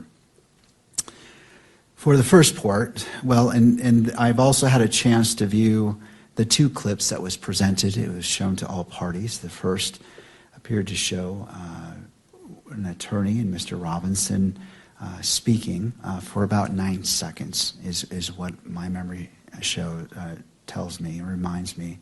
The second clip was for about 5 seconds. I believe it was from a slightly different angle, but it also captured that. And in both instances, I could see Mr. Robinson's lips moving, and I don't remember about the second clip, but I believe in the first clip it also showed counsel's lips moving, but notwithstanding, that was in place. I also refer to the statement made by the counsel for the news media, and going to it is paragraph 48, and I will read it in its entirety. No audio recording is permitted of the conference involving counsel at counsel's tables or during bench conferences with the judge. No visual recording is permitted of a person's lips so as to be decipherable by a lip reader during conferences involving counsel at counsel's table or bench conferences with the judge. No one may zoom in on anything on counsel's tables or the bench to identify any writings. Now, in regards to the zooming, I know there was a representation, and it's easy to, as you're reading, to kind of combine it, but I'm not finding that zooming in relates to the lip reader portion, but that's not material. I do find that, and I'm not a lip reader, so I don't know what the standard is for lip reading, but I do note that 9 seconds in that first clip, one could see his lips moving, and it is a significant time as it relates to this particular issue. It wasn't a passing shot. It was focused on these two persons, and so I find that the decorum order, as it relates to paragraph 48, as it relates to no visual recording is permitted of a person's lips so as to be decipherable by a lip reader, I find that has been violated. In regards to the second clip, 5 seconds, where it shows Mr. Robinson and I believe one of counsel, that I was able to view Mr. Robinson's lips moving. It wasn't a passing shot that it just so happened to capture. It was focused on them. I find that is a violation of paragraph 48 as it relates to no visual recording is permitted of a person's lips so as to be decipherable by a lip reader. Turning to the next section, finding that the violations have been shown as the court has reviewed the purported evidence of these two violations, I turn to the sanctions. Previously, I stated that under Utah Code Section 78B-6-310, if the court finds a person guilty of contempt, the court may impose a fine of up to $1,000, order incarceration in the county jail for up to 30 days, or both. I find that applying this sanction would be disproportionate to what the conduct was in those two clips. And the court notes that it is the court's discretion on whether to apply it or not. I find that the court will not issue this sanction. In addition, the other sanctions the court stated earlier today. In addition, the court may impose the following remedial measures if warranted. immediate suspension of video transmission of the hearing, with proceedings continue only on an audio-only basis for this proceeding where the violation occurred, and disqualification, if necessary and narrowly tailored, of the news organization that filed the request in order for the electronic media coverage of the court proceedings for the hearing in which the violation occurred from providing pool camera operator services in this matter where the court determines such a measure is required to ensure compliance with the standing decorum order and protect the rights of the parties. The court also stated that before making a decision, it would allow counsel to make argument or statements, in which the court has done, and that the court's actions are not intended to have a chilling effect on the open and transparent courts or on responsible news gathering, and that the court is fully committed to the presumption of open proceedings under the applicable rules. That being stated, and as the court was listening, Mr. Burt has suggested that one of the potential sanctions is that for the camera for the remainder of the hearing, and not to show Mr. Robinson at all as a sanction for the remainder of today's hearing. And so the court considered that as well. This court does not wish to make a disproportionate decision on the actions, and it does note and does not minimize the violation. Therefore, this court will take up the suggestion by Mr. Burt that during the remainder of this hearing, that the camera shall not photograph Mr. Robinson at all, and that will be the sanction of this court. I will allow the pool camera operator to reposition the camera to adhere to that. Well, first, sir, I'm going to ask you to come forward because I want to make sure that's even a possibility. And again, I don't mean to put you on the spot. I'm simply, I don't want to set anyone up for failure. I don't want to make an order, and if it's not possible, then further sanctions could apply. And I recognize that it wasn't your anticipation to be on your own camera. But as it relates to not showing shots of Mr. Robinson for the remainder of this hearing, what are your thoughts? I can do that. From where I'm positioned now, I can shoot this lectern, I can shoot the bench, and I can avoid the attorney tables altogether if that is what is desired. All right. Do you need to do any repositioning of the camera to accomplish that? And I'm willing to give you that time to accommodate that. I just, again, I don't want to set you up for failure given what's happened. And so what are your thoughts? No, I think the position I'm in, I am okay to avoid the attorney tables at this point and just shoot, this forward part of the courtroom. All right. Thank you. Thank you, sir. All right. Turning to the parties, any clarification needed about the order of this court and the sanction that is imposed? Your Honor, I only have one. It sounds like this issue is specific to video coverage and that the order not to take any imagery of Mr. Robinson would not apply, for example, to the still photographers. Do I have that correct? Well, I'll hear from the parties before I offer that clarification. Do you wish to weigh in on that issue?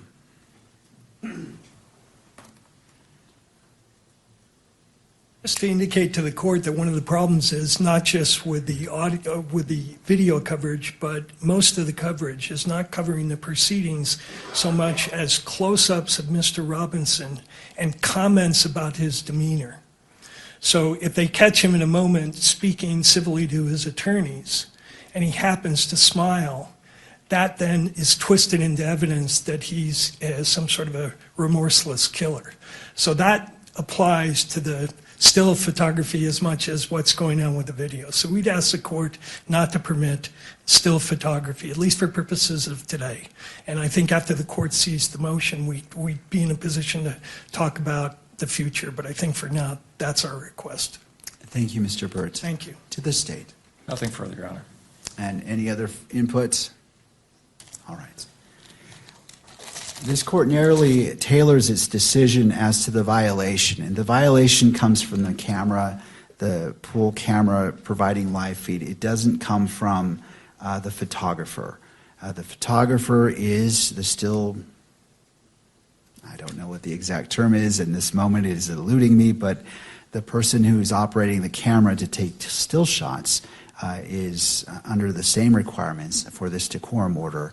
I am not going to sanction them because what was before me with the 9-second clip and the 5-second clip doesn't apply to them. And so I'm going to limit the sanction as it relates to the pool camera photographer, again recognizing that the standing decorum order applies equally to the still camera photographer.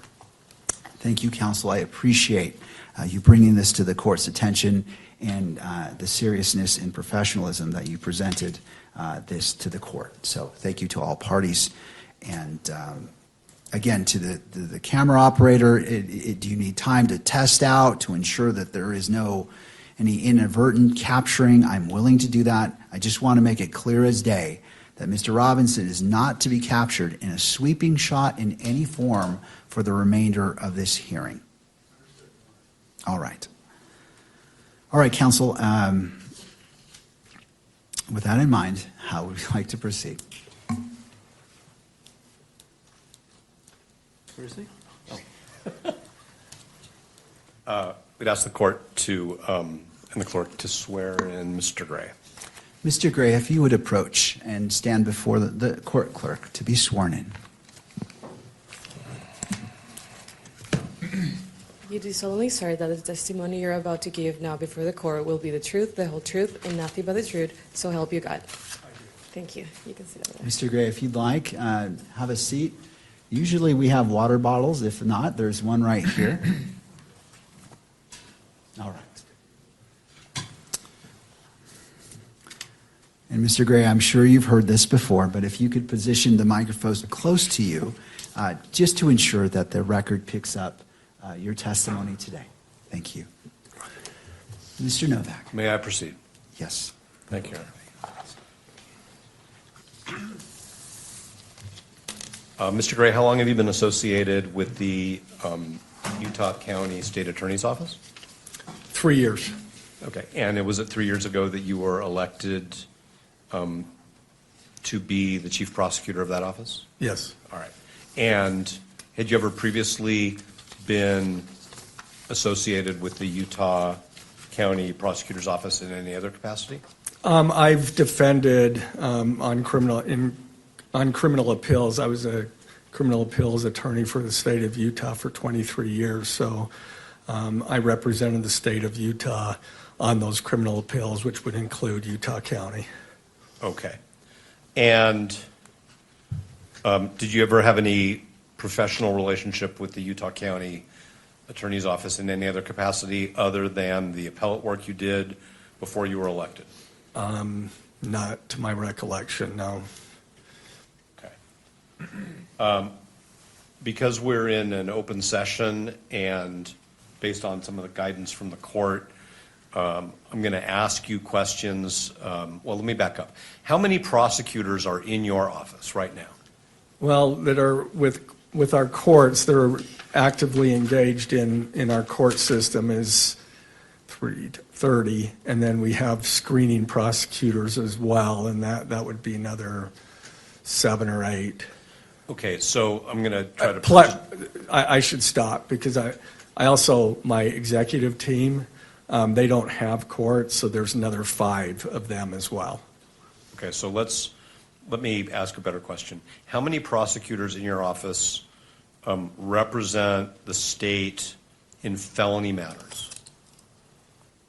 Well, all of them that I just described. 30? I mean, even the screeners. Yes, the screeners, my executive team, they are assigned to special cases.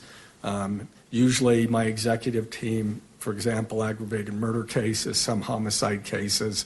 So they also are prosecuting and represent the state in trials. Can you explain what you mean by the executive team?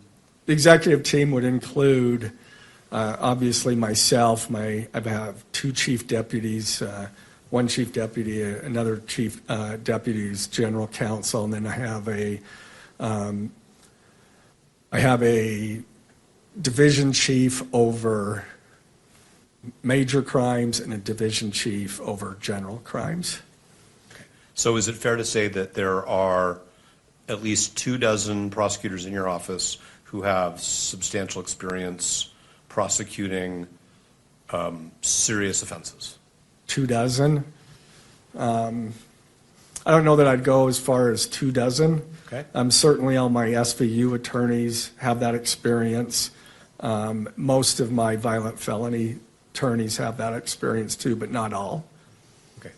And do you know how many attorneys in your office have actually participated in homicide litigation? I don't know the exact number, but I would say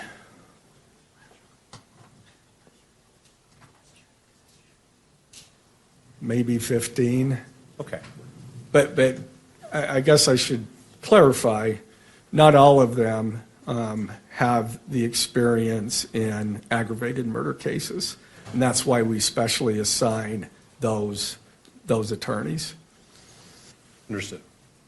And how many do you believe have experience in aggravated homicide cases?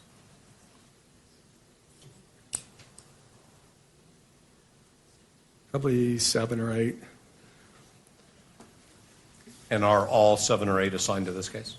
No.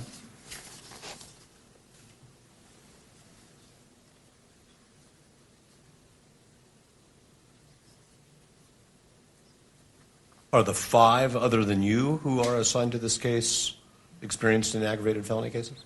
4, well, either 3 or 4. Of the 5? Yeah. Okay.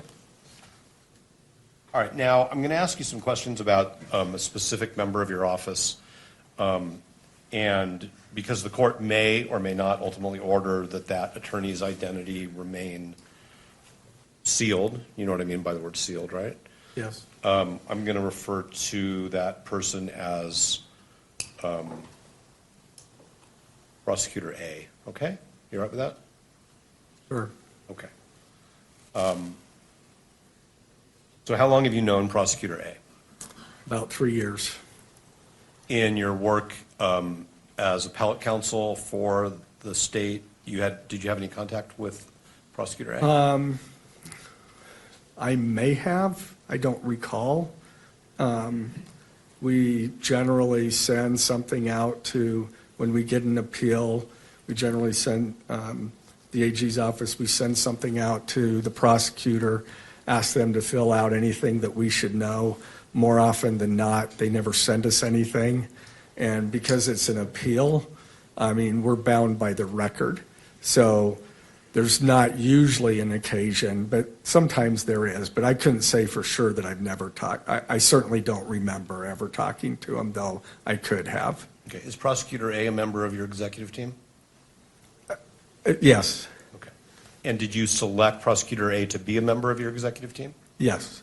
And that was at the beginning of your Yes. tenure as the Utah County Attorney? Yes. All right. And so you've had close working contact with Prosecutor A, who's a member of your executive team for the past 3 years? Yes. All right. And that, unless you're out of the office traveling or on vacation, that's basically every work day of the month, correct? Yes. All right. And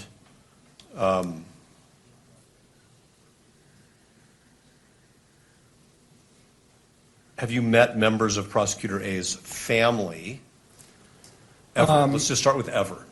What's that? Ever. Have you ever met members of Prosecutor A's family? I have met his wife. Okay. I don't know if I've met his kids.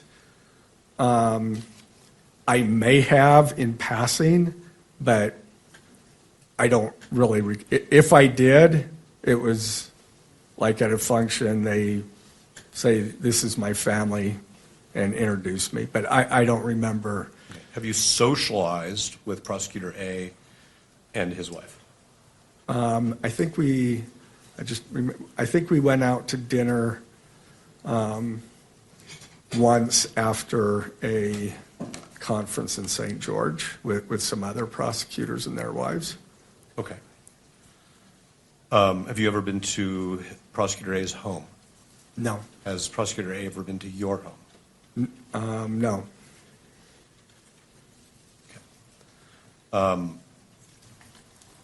You engage in recreational activities in any way with Prosecutor A?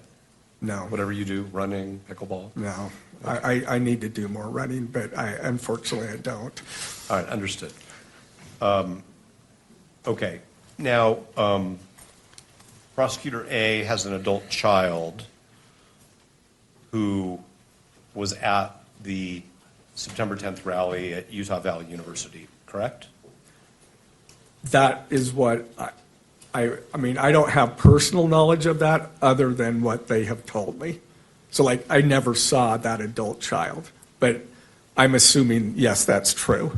Okay, but on September 10th, 2025, at the moment that Mr. Kirk was shot and ultimately died from that shooting at Utah Valley University, you were in Davis County, right? Yes, I indicated in the motion that it was Ogden, but it was actually Layton. So it was Layton. Layton? Yes. Okay. And I think that's Davis County. All right, that's what I thought. And Prosecutor A was with you? Yes. Okay, and isn't it true that while you and Prosecutor A were in Davis County, you learned from Prosecutor A that one of his adult children was at the rally and was texting him about their experience? Yes, I mean, we had just broken for lunch, and he showed me the text, Charlie Kirk got shot. And that was a text that he showed you was from one of his children, right? Yes. And you knew at the time that it was a text from one of his children, right? Yes. What did he say to you? So I'm talking about Prosecutor A. He said, look at what my child just showed me. And that's about it. And then he said, I should be getting down to UVU. Okay, and then he left. Yes. And he, as far as you understand, he drove down to UVU. Well, he drove towards UVU, yeah. He drove in the area. Okay. Ultimately, I met him, and then we drove together to UVU. Okay, so you, according to the pleading that you authored the pleading that was filed. Yes, I did. Okay, so that, for the court's benefit, that's the state's opposition to the motion to disqualify. You Yes. authored that, correct? Yes. All right. And in it, you said that 10 to 15 minutes after Prosecutor A left the event that you were at in Davis County, you left. Yes, Did you also head in the direction of UVU? Yes, Okay, and then you and Prosecutor A met up somewhere? yes. And then traveled to UVU together in your vehicle or in Prosecutor A's? I guess there's a third alternative, which is you met somebody else and traveled with them. No, I don't remember whose vehicle it was. All right, did you talk to Prosecutor A? It was my vehicle, I'm pretty sure. Okay. So, And was that just about logistical convenience, like let's just go in one car, or was there Yeah. some specific reason? yes, no, that was no other reason. Okay. And on your way to that, what I'll call the meeting point, Uh-huh. did you have any conversations by telephone with Prosecutor A? Well, yeah, because we needed to meet. He left. I thought I would get some lunch first before I went to the command post. I got about halfway through that and said my mind was not on it. I needed to go to there. And so then we called. I believe I called him or he called. I'm not sure who called who, but then we met. We hadn't arranged that when he left. Understood. But did he convey to you any more information about his child's experience in those conversations? No, Okay. And did you inquire, like, how's your kid or anything like that? I did not. Okay. And so you met up and then you went to the command post, which was established near the university, correct? It was at the university. Okay. Was it inside one of the buildings? What's that? It was inside one of the academic buildings. Yes. All right. And did you see Prosecutor A's child there when you were there? No. Were you introduced to that person? No. Okay. Did you have any conversations with Prosecutor A about whether they should stick around and wait? No. Did you? My understanding, my understanding was that everybody had left. We were told that most of the students had left. They had not, or attendees. So. Okay, so as far as you know, Prosecutor A's adult child had left the university before you arrived? As far as I know, my understanding was that, most of the students had fled. That first they went into buildings or whatever, and then they made their way out.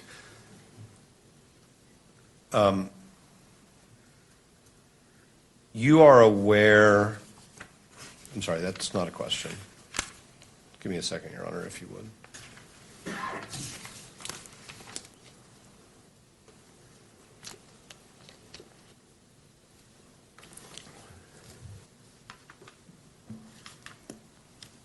Okay, so did you spend time with Prosecutor A at the command post on September 10th at UVU? Yes. We were going different places, but there would be times that we would meet up. But off and on is all I can say. Okay. And did there come a time, either on the 10th or shortly thereafter, where he provided you with some information about how his adult child was doing, having been at this rally? I don't remember him ever saying anything about that, and I never asked. I probably should have, but I don't remember any conversation regarding his child.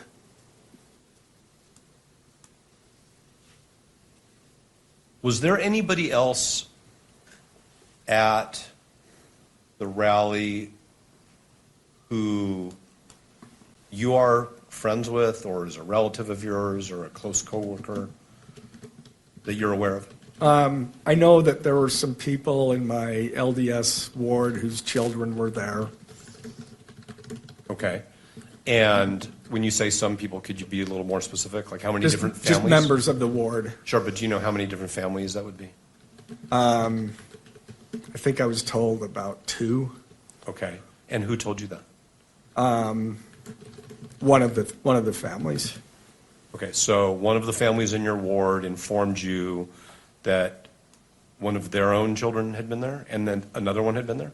And that somebody else from the ward had been there. I see. And do you know who those people are by name?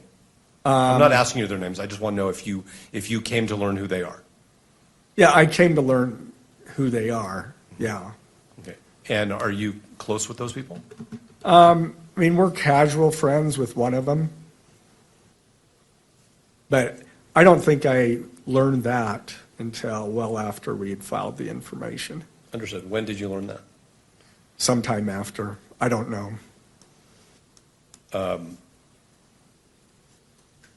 So the information was filed obviously in mid-September. Just in 6 days, so. Right. Okay. And do you know, like, if you saw the children of the families in your ward who you understood were there, if you saw them on the street, would you recognize them? I would recognize at least one of them. Okay. Did you ever have any conversations with them or their parents about their experience? I tried to stay away from that, other than they told me that the one was doing just fine and the other one was shook up. Okay. And the other one was shook up. Is that the term used, or is that just your way to summarize? That's my way of summarizing. What did they tell you? Having a hard time with it or something of that nature. I'm sorry I interrupted you. So somebody told you, somebody who you know from your ward, told you that their child, is their child a student at UVU? Probably. They're young adults, so I'm assuming that. I really don't know for sure. Okay. Yeah. And I think what you said is that they told you that their child was having a hard time with it. What, that, not their child, but the other family's child. Other family's child. Yeah. Okay, so it was like a secondhand thing. Yeah. Okay. And do you know if either of those young people who were at the rally, well, I'll put it this way, do you know where they were in terms of in what I'm going to refer to as the amphitheater area? I have no clue. The one who was having a hard time with it, did you share that information with the prosecution team? I may have. I don't remember. I may have in passing. Did you ever suggest to any of the law enforcement officers that that person be interviewed because they were impacted by what they experienced? No. We don't interfere with the investigation. We try to assist. But law enforcement, they identify who they want to locate and who they need to interview, and I leave that to them. Did the person giving you this information, so this is another adult in your ward, tell you more specifically about what their child and the other child actually saw and experienced? No. Okay, so you don't really know much more about where they were, what they saw. All you really know is one of them was having a hard time Yeah. with the experience that they had. Yeah. Okay. I understand you said that you don't interfere with law enforcement, but if you learn, even if it's somebody you know through your community, that somebody has suffered some emotional harm as a result of a criminal act that you are responsible for prosecuting, that's not information you would give to an investigator so that they could determine whether or not, so that they could go interview that person?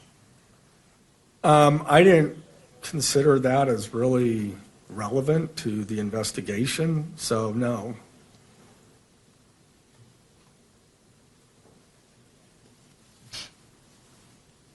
The fact that this young person was having a tough time with what they experienced is what you're saying isn't relevant? And when lawyers use the word relevant, we got to. Well, it's relevant to them. As far as relevant as to our case, I don't believe so, no. Okay, understood.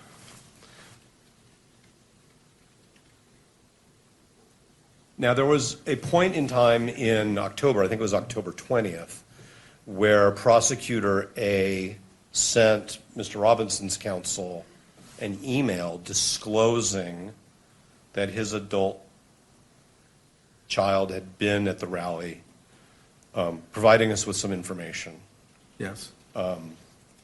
And so my first question is, were you part of a decision to disclose that information? Yes. Okay. And were you part of a decision as to how that information would be disclosed or how much information would be disclosed? Like what led to that email? Well, there was no decision needed as to how much. The decision was to provide the information that we ultimately provided you. And that is not because we believed that there was a conflict of interest, but that was out of an abundance of caution. I understand it's your position that you don't think that there's a conflict Right. of interest. But I think that's clear. All right. Did the entire prosecution team, as it was constituted on October 20th, discuss this bundle of information that was being disclosed, or was it just you and Prosecutor A? I know that me and Prosecutor A discussed it, and he may have discussed it with others. I don't believe anybody else was there. When you discussed it? When we discussed it, one of them may have been, or two, I don't know. But the information that you obtained, sort of if I may, in the heat of the moment back on September 10th in Davis County, that Prosecutor A's child had this experience. and the text messages that went back and forth in the family, that information was shared with the prosecution team, correct? Everybody knew eventually. Eventually. Sure. I mean, yeah, eventually. Okay, so. I mean, I only knew the fact that she was there. At the time, I only knew that she was there and that she left. That's all I knew. Okay, but is it fair to say that you didn't set up any, but I'm going to use a term like firewall, to keep the rest of the prosecution team isolated from this information that one of their colleagues' children had this experience at UVU on September 10th? No. Is there a written policy in your office, either that existed when you arrived or that you've prepared since then, for how to evaluate whether one of your prosecutors needs to be screened off from a case? You know, I'm not sure. I mean, we have those conflicts that come. I mean, the biggest thing on screening for us is if there's a potential conflict where information that the defendant has, one of our prosecutors has, because that's why you screen cases, is to make sure that shared confidences aren't also disclosed to, shared confidences with the defendant aren't shared with the prosecutor. But you could agree with me that there are other types of conflicts that can arise other than what we might call the, privileged communication. There may be. I mean, I think there can be. I can't think of any right now, but I think the rules are pretty clear with respect to shared confidences. You can't, screening isn't the end all, of how you treat conflicts. I mean, generally speaking, we will just conflict out to another office if we feel like we need to. One example,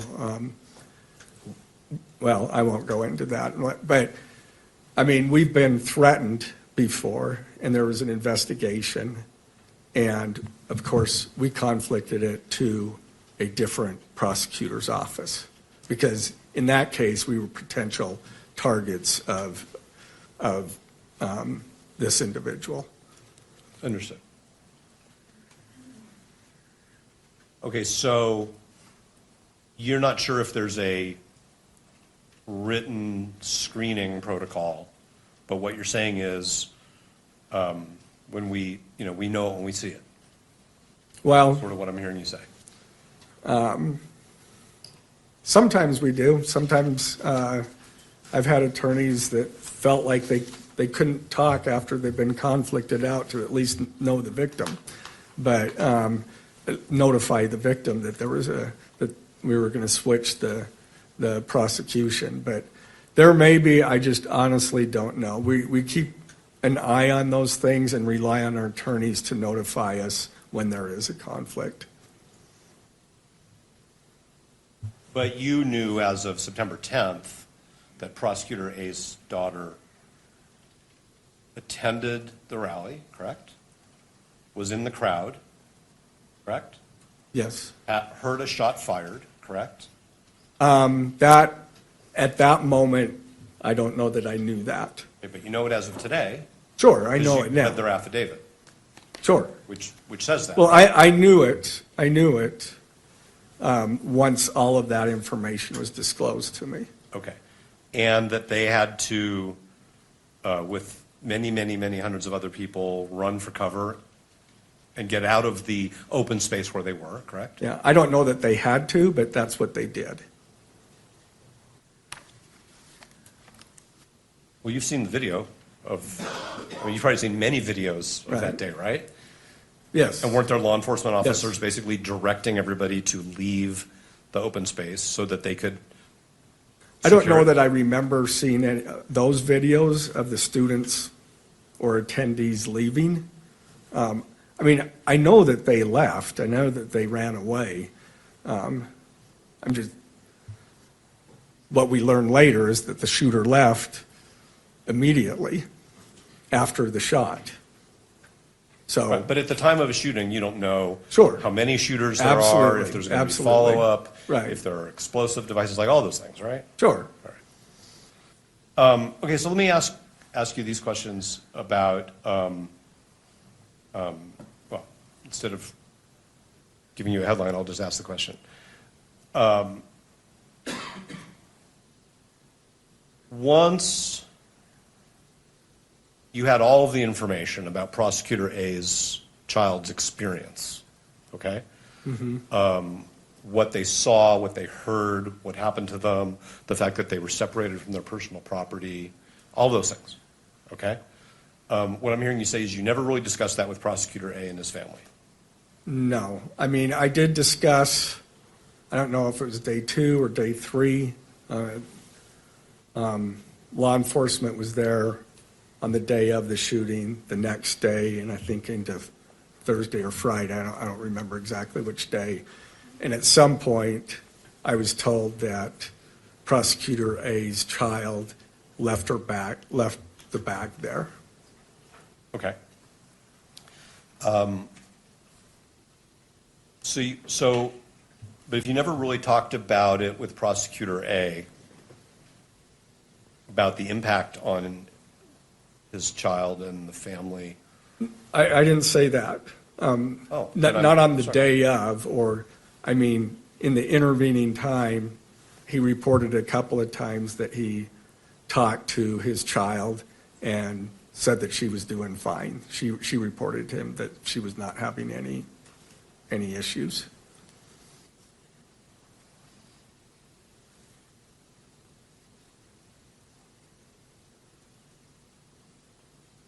Did you ever ask him, well, what about you?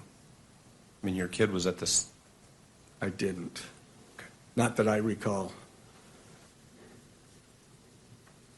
Did you ever consult with anybody in the Attorney General's office concerning whether Prosecutor A's child's experience raised a potential conflict of interest for your office? No, that's what I did for 23 years with prosecutors, is consult on that. And so I didn't feel a need to go to those folks. I mean, I know how to try to figure that out. So when one of your responsibilities in the Attorney General's office was to consult about ethical issues? Different matters. Different matters. It could be a variety of things. Okay. And I mean, if you're talking about ethical issues in particular, I don't know that the Criminal Appeals Division was the right folks to consult, but I'm not even sure of who from the Attorney General's office would. So. Okay, but you worked in the Attorney General's office for a couple decades, right? Yeah. And what you're saying is that in your role as an appellate lawyer for the state, you would talk to prosecutors, I guess it's somewhat more informally, about ethical issues. Yeah, every once in a while, yeah. Sure. And so my question is whether you reached out to anybody in the Attorney General's office about this particular issue. No. Okay. Did you, and when I say you, I really mean you or anybody in your office on your behalf.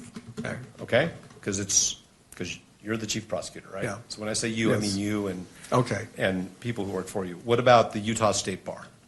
No. I mean, they give ethics guidance to attorneys on all kinds of issues, right? Yes. Okay. But no No. reach out.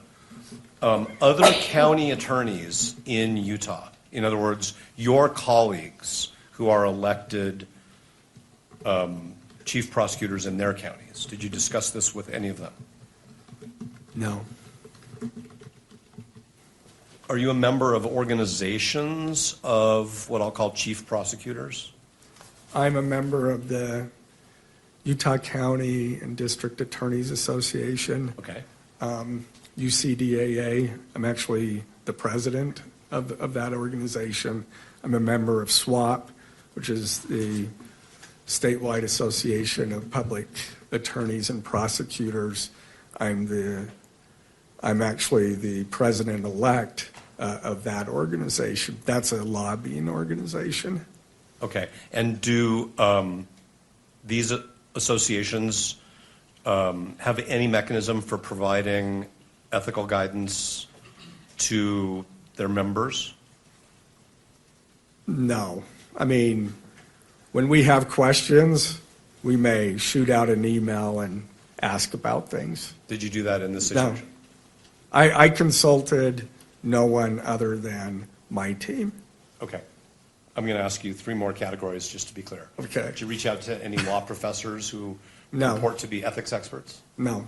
Did you speak with any judicial officers No. about it?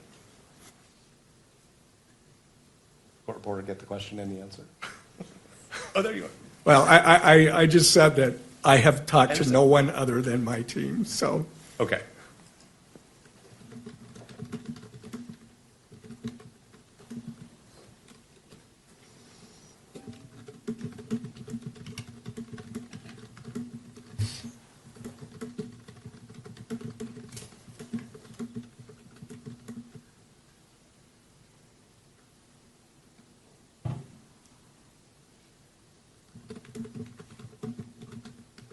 Did you ever discuss with Prosecutor A whether his child should or should not be interviewed by law enforcement?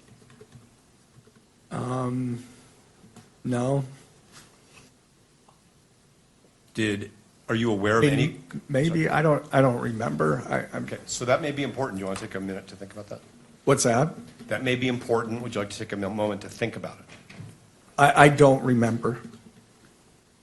I don't think so, but I do not remember.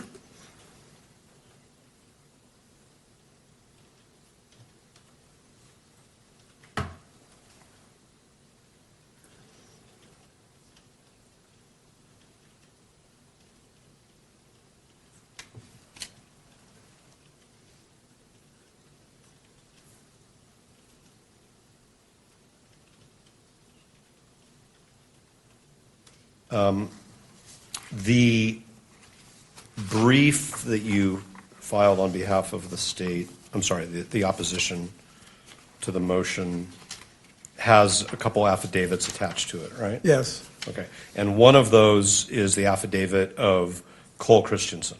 Yes. And which for the court's benefit in the record is addendum C to the opposition. Special Agent Christensen writes in his affidavit that you and he in mid-December, so that's after the motion to disqualify was filed, Yes. went to UVU and basically conducted some observations and measurements, right? Yeah, he was investigating that part. I did go with him because it involved it doesn't involve trial. It's never going to come out in trial. So I did go there and assisted him. But he also had another officer there so that anything that I did could be corroborated by that officer.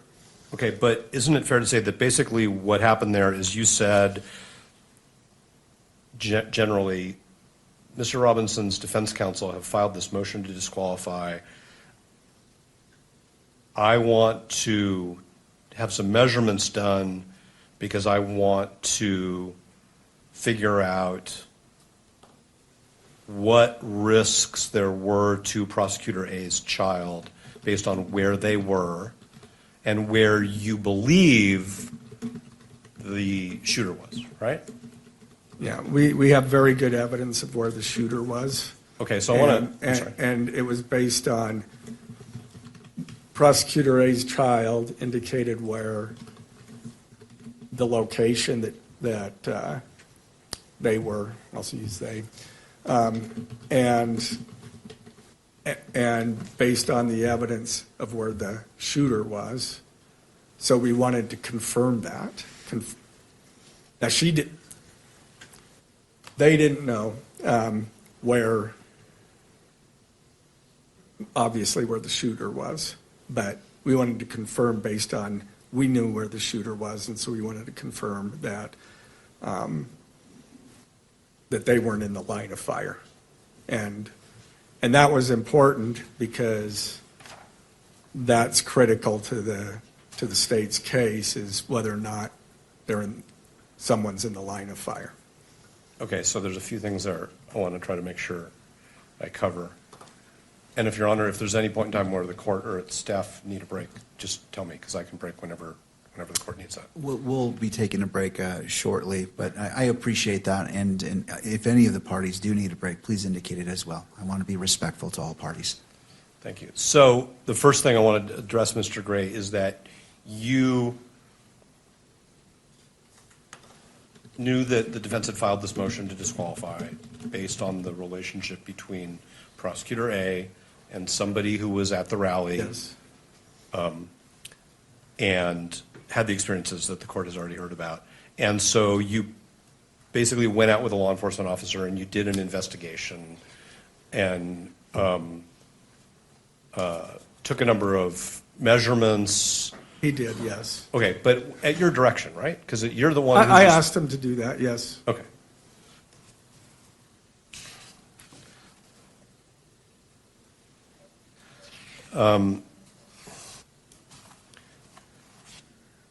You say in connection with that there are some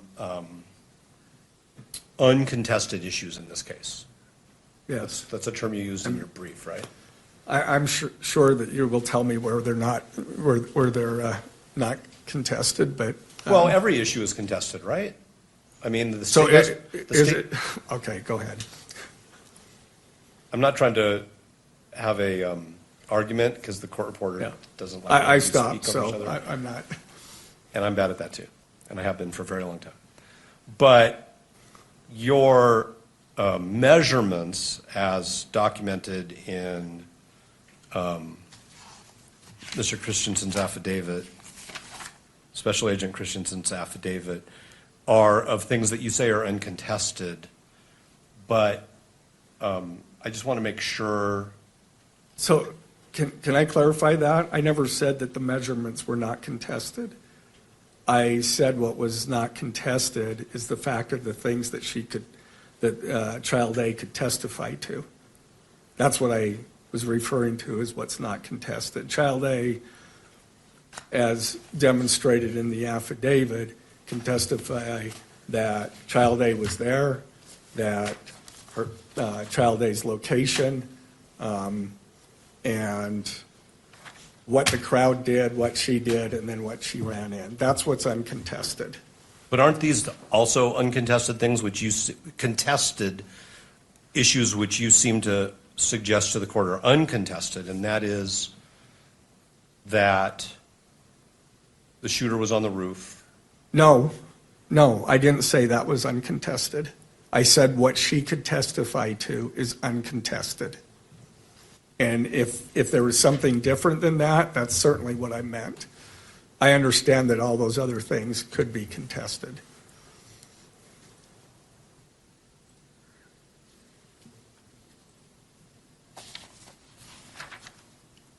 Okay. You've made yourself a witness to evidence that you've used to try to advocate to the court that there's no conflict of interest, right? I mean, you basically, even though you're representing the state, you went out and you participated in a what you hope is a systematic way to measure whether Prosecutor A's daughter was in a line of sight from the place where the state alleges the shooter was, right? Sure. Okay. But as far as making myself a witness, I was careful to make sure that there was Cole Christensen and then an officer from UVU. If you look at the case law says that prosecutors can participate in these interviews and so forth. What we do is make sure that someone else is there so that we don't have to testify. And the defense can't force the prosecutor to testify under those circumstances. That's the case law. And it won't surprise you that competent defense counsel have the same practice. We don't interview witnesses without investigators present. Right. And this was no different than that. Understood.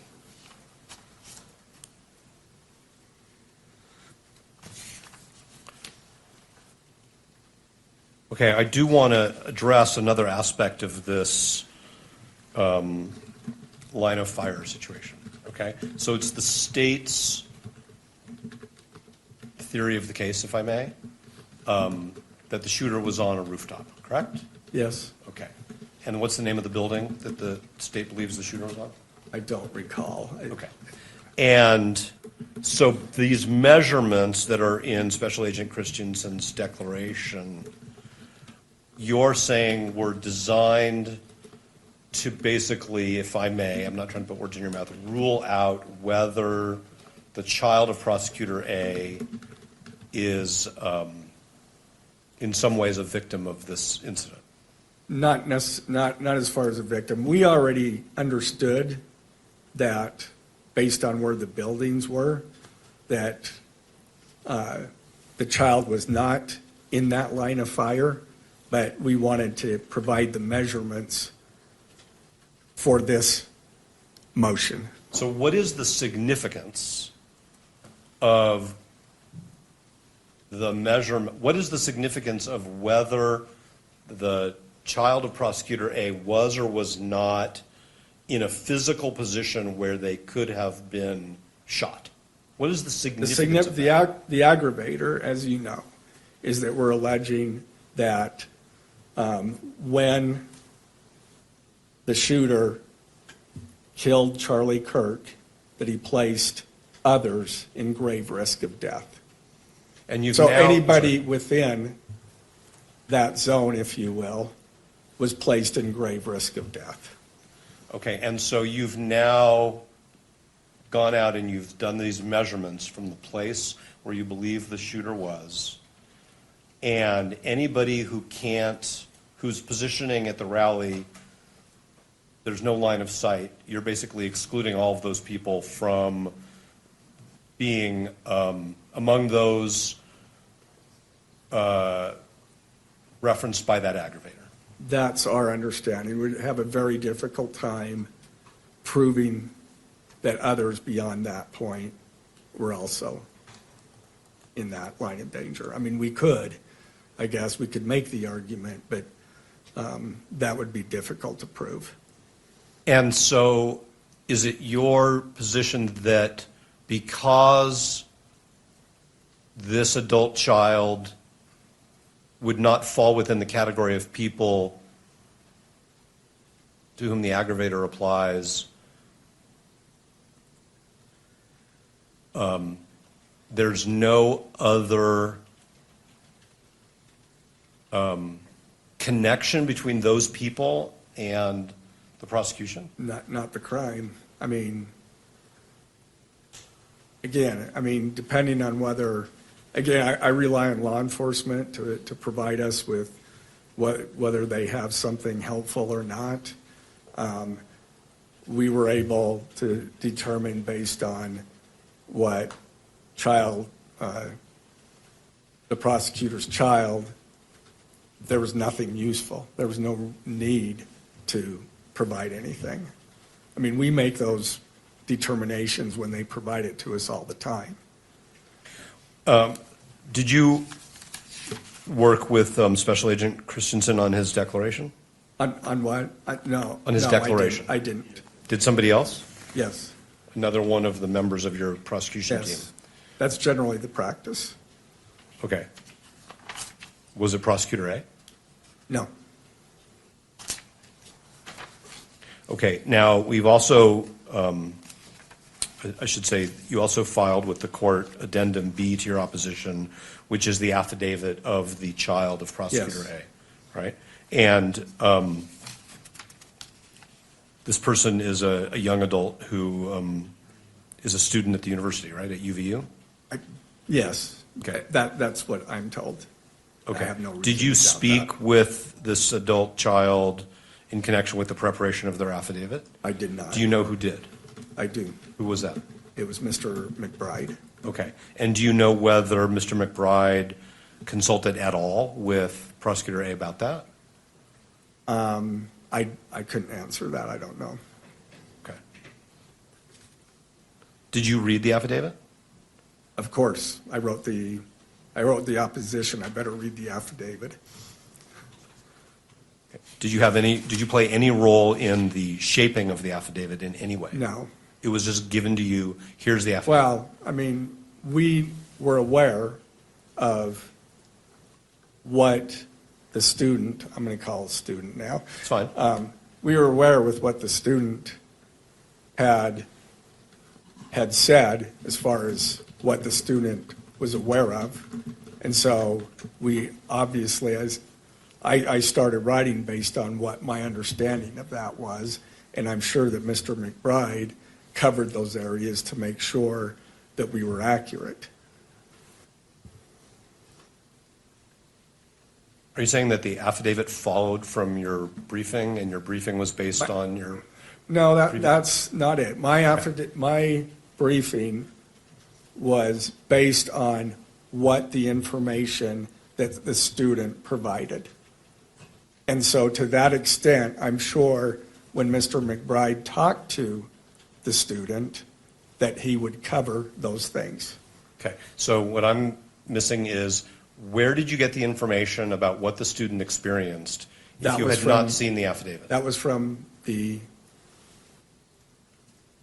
prosecutor that is the parent of that.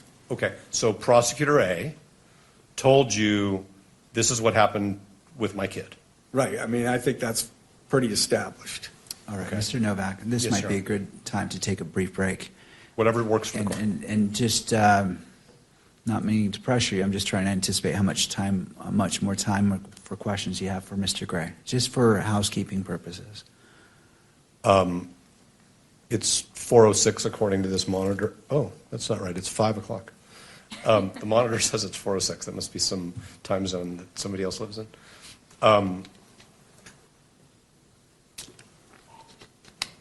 At least another 20 minutes. All right. So we'll take a 10 to 15-minute break, and perhaps council can confer in regards to housekeeping how we wish to address the remainder of the witnesses, whether in a setting today or a different setting. I'm not saying which way, but if you wouldn't mind consulting, and we can discuss that briefly when the recess is over. That's fine. Do you want to give us some guidance on what works for the court and its staff? Because, I didn't know it was 5 o'clock, but it is. Right. Go ahead and discuss that, and I'll talk with staff as well. That it gives me time to speak with them, and then we can confer Very well. with that. All right. Thank you. Court will be in a brief recess for 10 to 15 minutes.